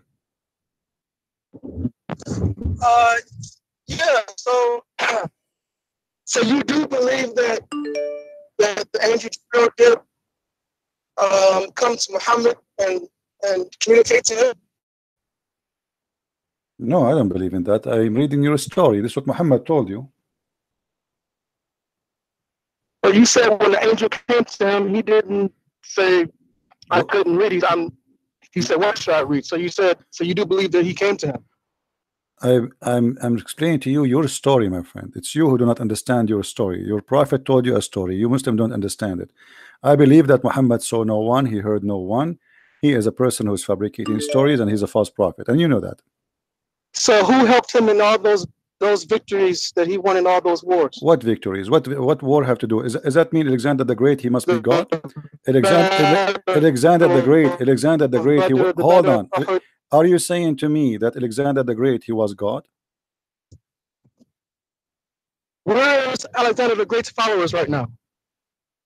Where is the followers of Muhammad right now? 1 billion. 1 billion plus. Okay, hold on. Where's Alexander the Great's followers? Okay. So you are accusing your prophet to be a liar. What are you talking about? Because your prophet, he said that Muslims will be the minority in the world. Does that mean that Muhammad is a false prophet? Because based on I want to know if you're a prophet say, okay, hold on. The Quran confirm saying that those who follow Jesus, they will be the victorious until the judgment day. Is that correct? Yes, that's true. Okay, so the Quran confirmed that those who follow Jesus, they will be victorious. Jesus himself. Where Jesus are was they? Muslim and his followers are Muslim. Okay, let us go with you. Still, it's going to be following Jesus, not following Muhammad. Not following Muhammad. The Quran says those who follow Jesus. So where are those who follow Jesus according to Islam? Did Jesus help him with those victories? My friend, don't change the topic. Where those who follow Jesus? This was the first question. The first question I asked you. No. I'm asking you. You said the victory proving Muhammad to be a prophet of God. First of all, your prophet did not have a victory. If you're saying Jesus is God, why would he help someone who is, according to you, a false prophet and not spreading the correct religion? No, my friend, it's not God who helped him. The Bible says that God, he will let the sun rise upon the evil and the good ones. So and Jesus, he said, time will come and people will be killing you thinking they are doing favor to God, which means you will be able to kill me, but does not make you victorious. So you kill me, but that will make you a loser, and I will be victorious. I kill you. That will make me a loser, and that will make you not a victorious. So obviously, okay, hold on. Obviously, you as a Muslims, you have a wrong understanding who is victorious. You think victorious is the one who kill, not the one who is peaceful. Christianity have different. No, my question is, why would God give victory to a false prophet? And okay, hold on. I will go by you. Okay. I didn't finish. Okay. And he preserved his book, and he preserved his grave, and he preserved his religion. Let's see. Why would he do all this to a false prophet? Okay, we will see if this is true or not. First of all, your God did not give him victory because your God approved Muhammad to be false. Read with me carefully. This is your prophet, and this is Sahih Bukhari. Your prophet saying that he ate poison and he was killed by the poison. Do you agree? No, I don't agree with that. Okay, that means your prophet is lying. Thank you very much. So Muhammad, he said, okay, but this is Sahih Bukhari. The Bukhari is saying that Muhammad, he died by poison and he was suffering badly. And here look what he said. The prophet in his element of death, which he's died, used to say, "O Aisha, I still feel the pain caused by the food I ate at Khaybar. And at this time, I feel as my aorta is being cut from that poison." That's wonderful. Now, who is the one saying that? This is Muhammad, and this is Sahih Bukhari. You cannot deny it. You can deny it, no problem, because you are ashamed of it. But look what happened here. You said that Allah, he preserved the book of Muhammad, correct? Let us see what is preserved about this story. Allah in the Quran said, if Muhammad is inventing Quran, I'm going to cut his artery. And this is exactly how Muhammad died. If we go in the Quran in chapter 69, verse number 64, it says the following. You can read it from the verses before it. If the messenger, if Muhammad were to invent any saying in our name, who is the one who's talking? Supposedly Allah. So Allah is making a threat that if Muhammad is to invent anything in my name, verse number 44, what Allah will do? We should certainly seize him by his right hand. Verse number 46, and we should certainly cut off his artery of his heart. And this is exactly how your prophet died. Now here we go. Your God Allah, he preserved the Quran to prove to us, and he preserved the hadith to prove to us that Muhammad is a false prophet who was inventing in his name. What do you say? So you do believe that the Quran was revealed by Allah to Muhammad, because that what you're reading is the Quran, which is revealed from Allah to Muhammad. So you're saying you believe that? Let me answer you. I believe that Muhammad, he fabricated a lie, but he never thought his lie is going to get him busted. So he fabricated a lie saying that So if how I can am you use that as a lying, proof okay, then? hold on, this is the proof. If the one who said that is Allah according to you, not according to me. According to me, So it's not from Muhammad, Allah. hold on, Muhammad, he fabricated a lie. He thought he will never die this way. And he said, well, if I am inventing in the name of Allah, Allah is going to cut my artery. And then time come, and what happened exactly, what he said exactly happened to him, which means Muhammad, he got himself busted. And I believe maybe that my Lord, he made it happen this way to get Muhammad busted. So Muhammad, he fabricated a lie saying, if I am lying, Allah will cut my aorta. And Allah told me that. Here we go, let me show you. Here we go. Allah in the Quran in chapter 69 said, if I am inventing anything, he will cut my artery. And then Muhammad, he died, and he is the one who described exactly how he's dying. He said, it is cutting my artery. So what's a worse death? To die the death that Muhammad died, which you claim, I didn't know they did autopsies back then, but you claim that the artery was cut. He said, I still feel the effects as if. As if. There's a big difference. As if. It's like. Like it's cutting my artery. But anyway, whatever the point is, what's worse, to die the death of Muhammad, or peace be upon him, or to die crucified? You see, nailed up to a cross? you are running away from the topic to change about which is worse. I'm gonna ask you a question. You see, no, the death of Muhammad is the death of Muhammad is worse because he died 4 years dying from poison, 4 years suffering. Everything he swallow, he throw, he vomit. So this is a very slow, painful death. And read with me carefully. Read with me carefully. It says that Muhammad in his death element, he said, and he used to say, not only once, he used to say, "Oh Aisha, I still feel the pain caused by the food I ate at Khaybar." And Muhammad, he died about 4 years after Khaybar. At this time, I feel as if my aorta is being cut off. And remember, Muhammad, when a guy he came to him and he said to him, my brother, he have a problem in his stomach. He said to him, go and tell him to drink honey. The guy, he came second time, still he is sick. Third time, fourth time. So Muhammad, he screamed at him. He said, your prophet's stomach is lying, and Allah told the truth. So when Muhammad, he described even the sickness of someone he did not even meet, he claimed that Allah told him that. How about he himself speaking about his sickness and why he died?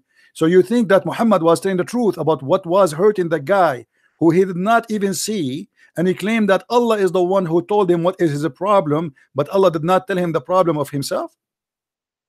Okay, first of all, Muhammad died after the verse came, where Allah said that today I have completed your religion for you and perfected it, and have chosen Islam as a religion for you.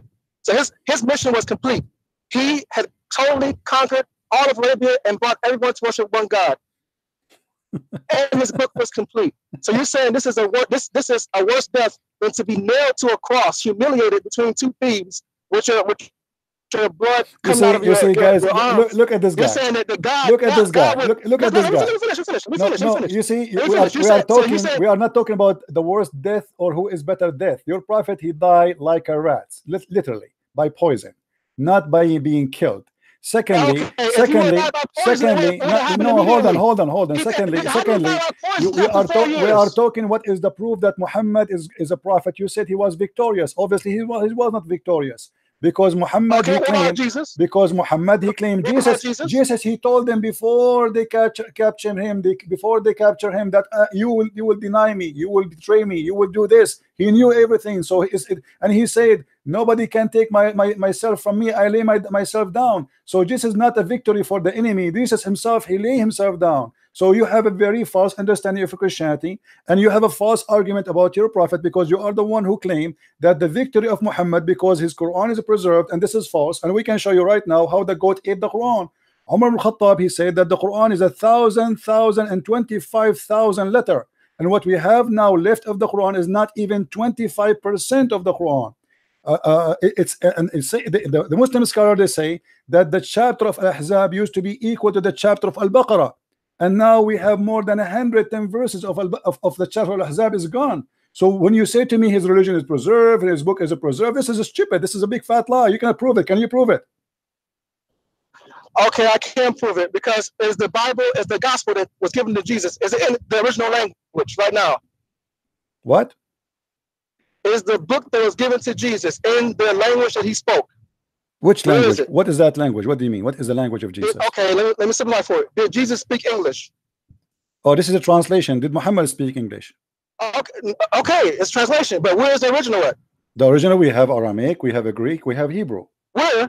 Where is it? They all exist. So go read them. But don't be stupid. I've never seen one before. Don't be stupid with me. Now let me ask you a question. What is the language? What is the language Jesus spoke according to Islam? Aramaic.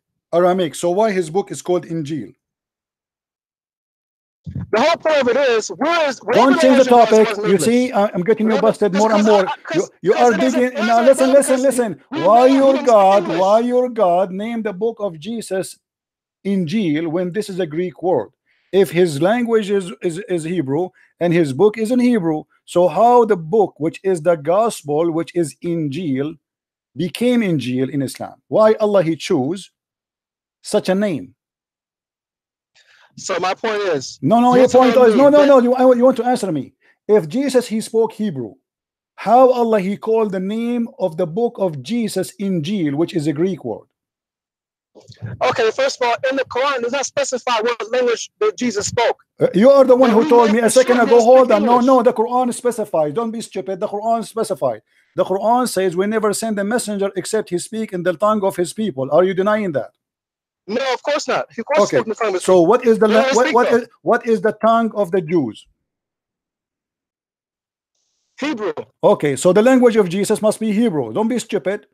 Here we go. Fine, Hebrew.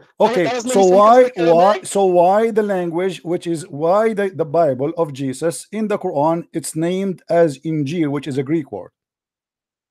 The whole point of it is he did not speak English. Where is the English What? Bible? What are you talking about? Why? I'm asking you. Your God. He named him. Your God named the book. My point who is the one who chose the word? Shut up. Answer me. Don't play games. You can't play games with me. Why the name of Jesus called Injil when Jesus he spoke Hebrew? Go to the tafsir, you'll find out. You do tafsir. You are the ones. You see, you are getting busted. You agreed with me that Allah he never sent a messenger unless he speak the tongue of his people, and we show you the verse in the Quran. And now we are asking you. You are the one who mentioned the language of Jesus. You said to me, why the Bible in English now? Which is very silly. Like you're talking like a kid. And now we ask you the same question. Why the Quran is in English? So now why is that a translation? Is that a false translation? Are you saying to me? Are you saying to me that Allah? You are just a kid. You just want to shout. Are you going to talk or you want to shout? I'm asking you. I want a serious answer. Don't tell me so. Go and see the tafsir. Why Allah he chose the word Injil, which is a Greek word for the name of the book of Jesus, if he is a Hebrew, spoke Hebrew? Go ahead. I don't know why it's called Injil. I don't know what language Injil is. I don't know why that was chosen. Okay, let your dad call me. Let the man of the house call me. Don't tell me go and read tafsir. You are being stupid. You are jumping like a monkey from a topic to the topic to a topic to a topic. If Muhammad is proven to be a prophet because he killed and he was victorious, that means Trump is victorious. Here we go. ISIS is destroyed. That means he's God. He's a prophet. That's stupid. That's the most stupid argument. Muhammad he died like a rat and he claimed victorious. And not only that, Muhammad he claimed that when he died, his body will not be consumed. And the Muslim did not bury him for 3 days. And then they noticed that he started farting. His belly, the fart was coming like crazy. His belly became so big from gas. His nails became green. And even Ibn Abbas, he said, قد أسن الرسول, bury him, he became stinky. فهو يأسن كما يأسن البشر. What victory?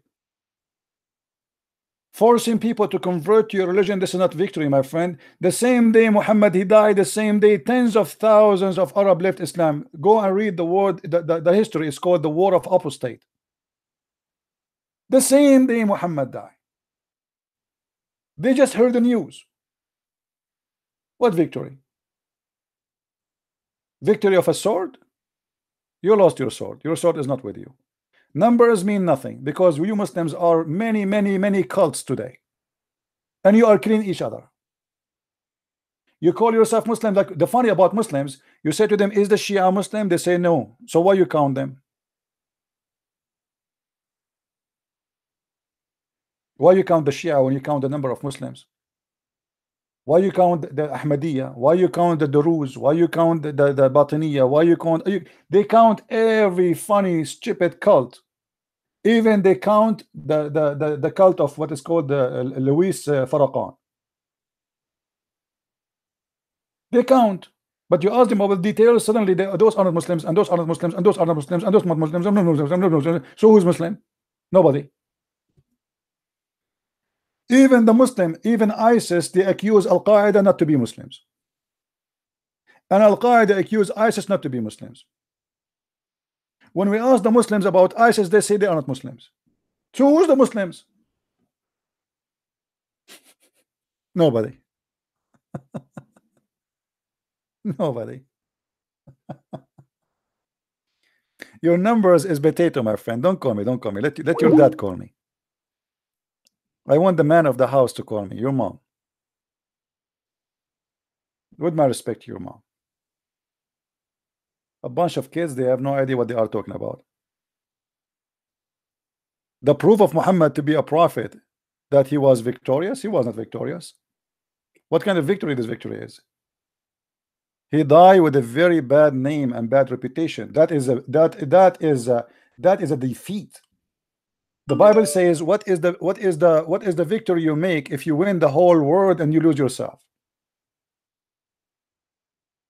Look at us right now. After 1400 years, who can speak good about Muhammad? The child molester, killer, criminal, thief, rapist. He ordered Muslim women to give themselves to sleep with them. What victory is that?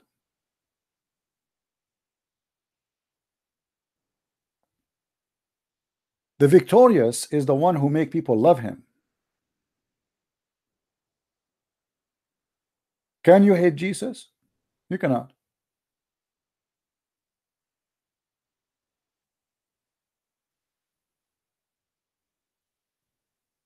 You cannot.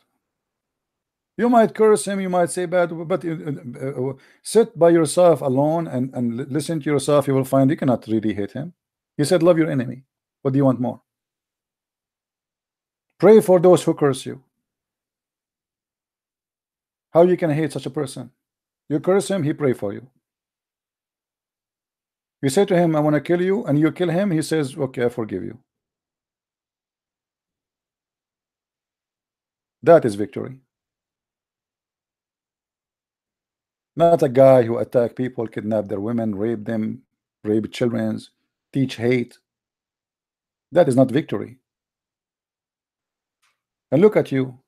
You are lost. Your Islamic countries is the worst countries in the world to live in, to raise your children in. And if this is not true, go back home. Muslims are crossing the oceans to run away from their Islamic countries.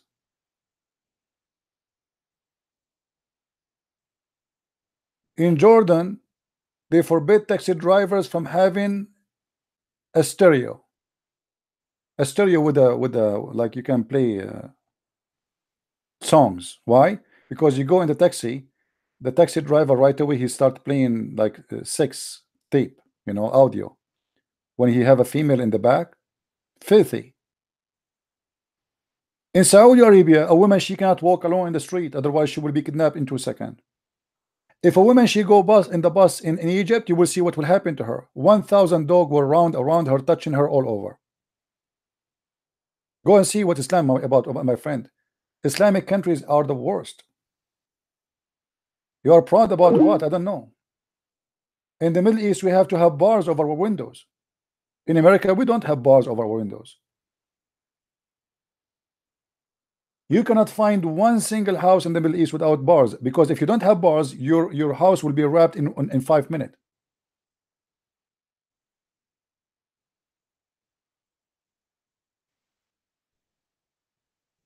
Buying and selling drugs in Saudi Arabia is one of the biggest business. Prostitution. Even if you go to Europe, if you want to buy a passport, fake passport, if you want to buy a stolen phone, if you want to buy, you go to who? You know the answer.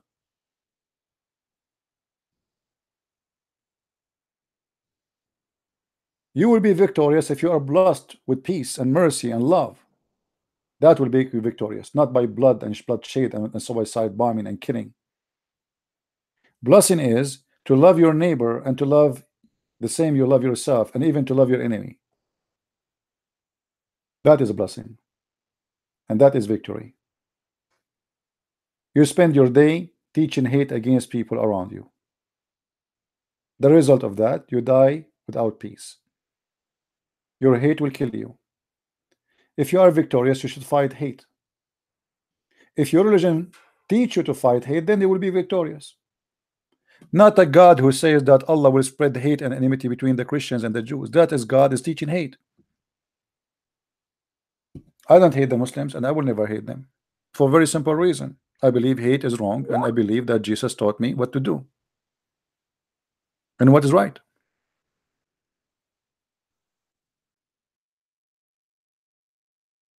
When the Quran says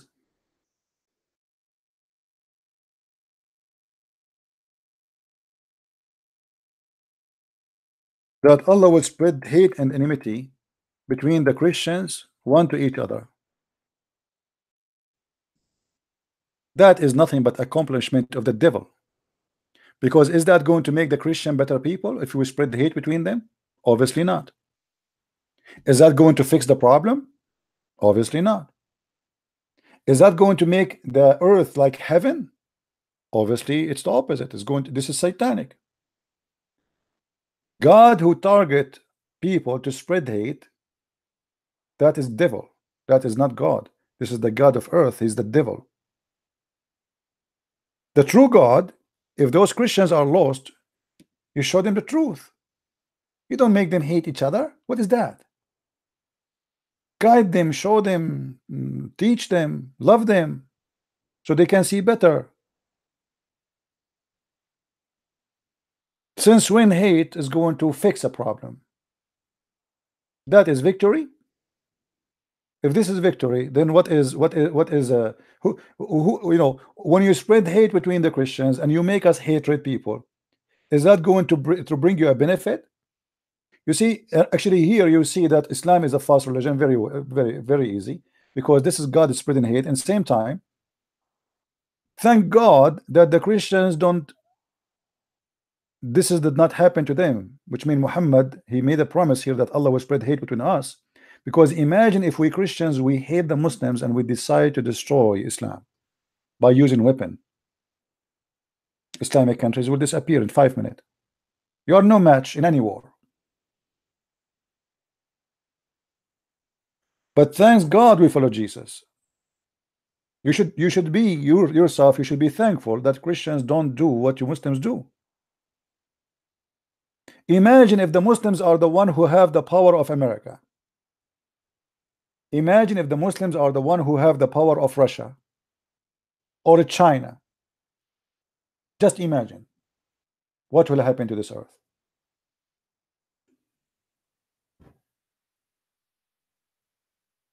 Right? Thank God they are not. Otherwise the whole earth will be burned. Imagine if we give the Crown Prince of Saudi Arabia the power of Russia. He will send his butchers. He will send his butchers around the earth, practicing Allah mercy.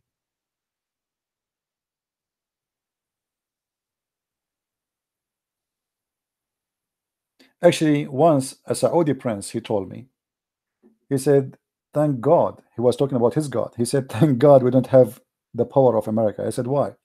He said, man, are you crazy? If we have the power of America, we'll burn the whole earth. And we will die too. And he's right. Because if they have a power of America, and then there's other nations who they are not Muslims, they will fight together and they will destroy the whole earth. As simple as that. The whole earth is gone.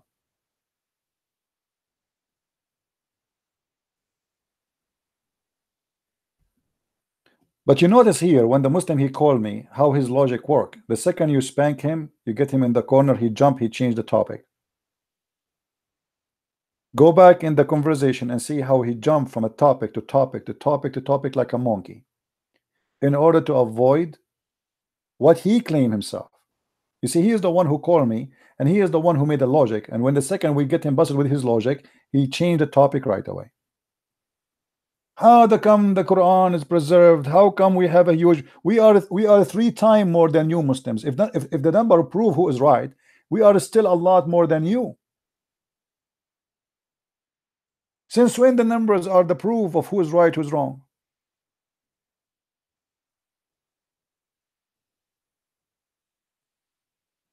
Even by numbers, if this is the scale to who is the winner, who is right, who is wrong, that means we are the winners.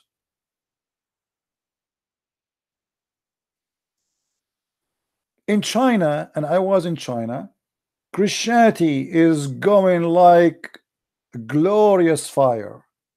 The whole country is coming to Christ. You know, the Chinese government, they do not know what to do to stop Christianity.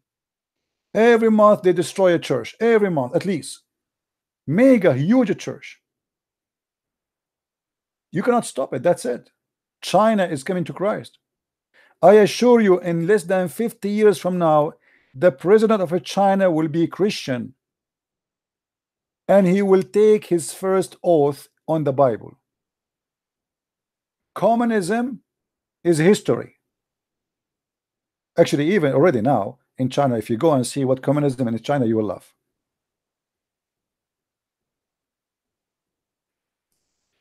Hello? Hi, my brother. It's Mr. A. Hey, my friend. How are you? I'm all right. You know, earlier here, you talked with a guy. You mentioned that it was not Muhammad that spread Islam. It was Omar and Abu Bakr and all those. Right. I thought, why you don't talk little about his companions? His beautiful and kind companions that have learned a lot of lovely things from him. Why not talk about their acts? They are the same. They are the same. They are you know, criminals, bunch of criminals. You know, they are the same. For example, Omar, he lashed his own son to death, and you wanted. See, I always focus in the head of the snake, not on the tail. Yeah, I know, but you know, they are so proud about Islam spreading so wonderfully. No, you know, you can go, anyone who speak to you about Umar as an example, say Umar was a fantastic man, go ask him to read the Pact of Umar. The Pact of Umar.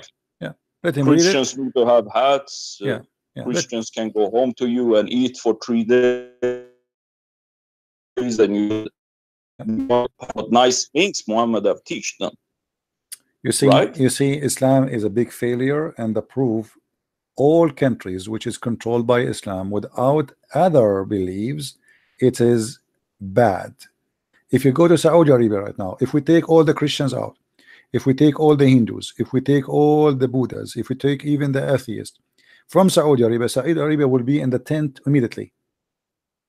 Yeah, after more than 80 years of having all the filthy oil, yet there's more than 80% of the population are still illiterate. They do not know how to read, how to write. After 80 years in Mecca, there is no sewage. After 80 years of filthy oil, they don't have sewage in most of the cities actually. So no education, no, you know, no culture, nothing in those countries. If you go to Emirat, the Muslims are so proud about Emirat. Emirat, if it is an Islamic, will not be Emirat today. The reason Emirat is what it is today, that the Prince of Emirat decided to put Islam in the drawer. Yeah, and bring Christian teachers to bring teach their Christian children. and even non-Christians, everybody. But you know, we know that the one who controlled the country is the European. So if Emirat was following Saudi Arabia, it will be the same as Saudi Arabia. But the prince, he put Islam in the drawer. By name, he claimed to be a Muslim, but obviously he don't care for Islam. Islam just a name. Okay, you know, people. Okay, go to the mosque and pray. Okay, but let us bring the Christians and let us do, and you know, and not only that. I mean, they open bars, they open nightclub, they have disco, you name it. I mean, madness. So Yeah. the Muslims always, they try to be proud about something, and that thing is not exist. If you want to be proud, for me, what to make me proud is not how powerful America is. What No, make me proud, no, not for me either, because what make me proud is how Jesus amazing is. Exactly. Is not Russia, is not America, is not France, is not England. For nobody can make you proud except the Lord you belong to. So his teaching is amazing. He taught me love, he taught me mercy, he taught me to live good and to be good, and that is victory. Anything else is a garbage. Yeah, of course. It's very, you see this topic about Muhammad, no, in the beginnings Muhammad didn't spread Islam. Yeah, that's exactly correct, because no mention of Muhammad until 60 years after his death, and that was on a coin of Al-Zubayr, which was a king or something like that, and no mention of Mecca until at least 100 years after the death of Muhammad. So yeah, it's it's not clear if Muhammad ever was alive, or what's the story. It's not clear. No, you know what I mean? mostly Muhammad was exist, but we do not know maybe exactly who is this person. Who is this Muhammad? Yeah, is it Mecca or it is Petra? You know, because Al-Uzza was the goddess of Petra, or some they say like Manat. But anyway, like I think Manat. It was the goddess of Petra, and you know, most likely there's many historian, they have a theory that the real Mecca, it was Petra, but I believe that the real Mecca, it was Al-Maqqa, which is in Yemen, the temple of the moon god in Yemen. It's called, you see, in the Arabic, they have dialect. So in some places they say the letter Qa as Ka. So what is Qa in Yemen, it is Ka in Arabia. So Makkah in Yemen, Mecca in Arabia. Makes sense. You can search right now, go and search for the temple of Al-Maqqa. You will find that this is the temple of the moon god, which is very famous and still until now exists, the rest of it. Yeah, I guess it's from there the concept of Isis, the name Isis, which is the name for the moon god, lives in Islam, and the moon of the symbol of the moon and the star. And then you got the Yemen is the real Arabs, which I think the Quran is saying. The Yemen are not really real Arab. The Yemen later occupied by the Arab. The Yemen never was Arab, and you know, because the temple of Al-Maqqa, they did not even find one Arabic word in it. But what does the Quran mention? That the real Arabs are from Yemen or something? No, first of all, there's nothing called real Arab. No, Arab are not an ethnic. It's a lie. Arab are whoever live in the desert. Arab is an Aramaic word for those who live in the desert. It's not an ethnic. Yeah.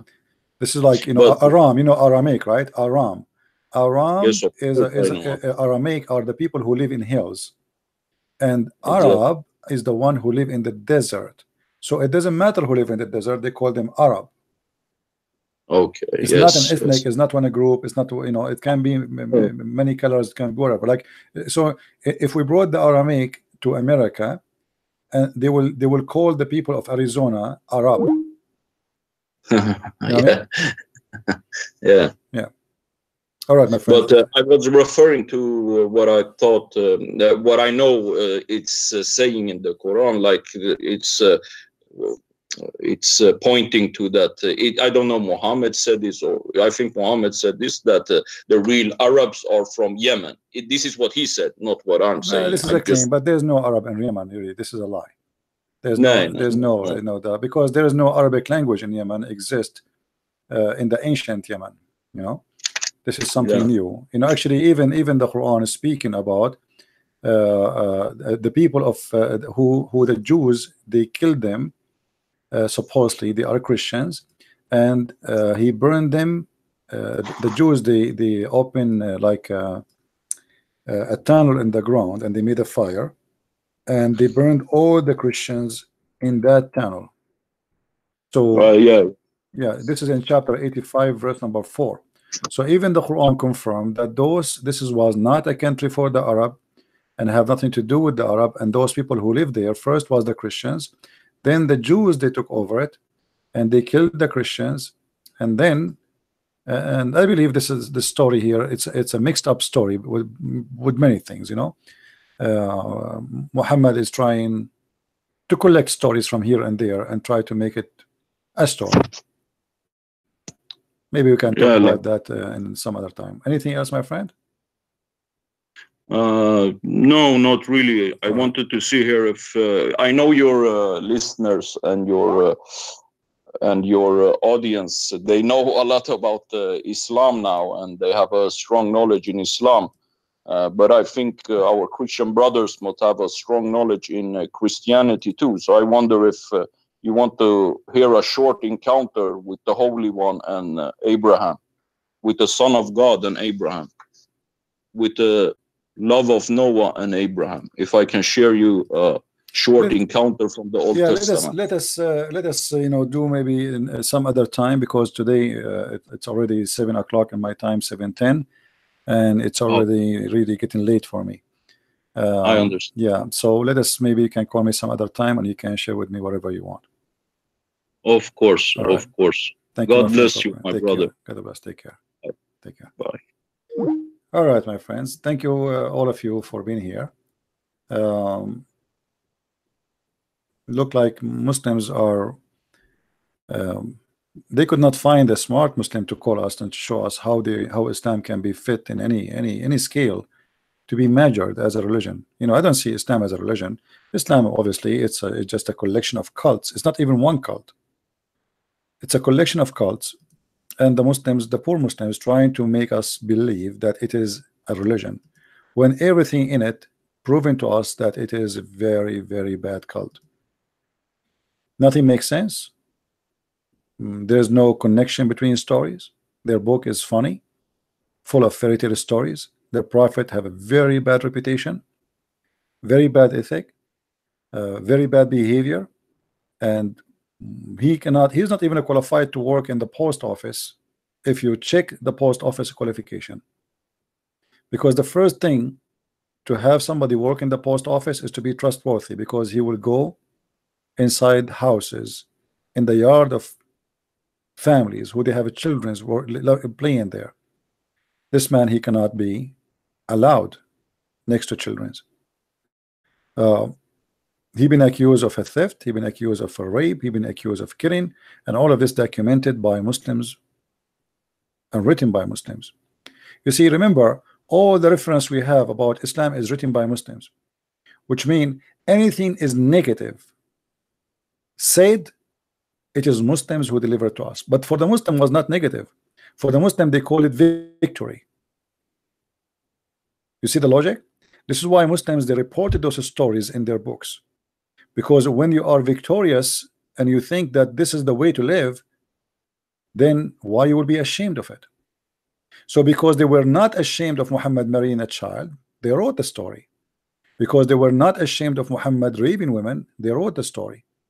Because they are not ashamed that Muhammad, he take the booties, they wrote the story. Muhammad kidnapping women from their husbands, killing the husband and the son and the child, and raping them, they were proud about it, so they read the story. All those stories are written by the Muslims, for at that time they were not ashamed of it. Today the Muslims are not victorious. They are not the superpower army in the world. They cannot force you to say this is amazing. So they start denying stories. They start picking up stories as they wish.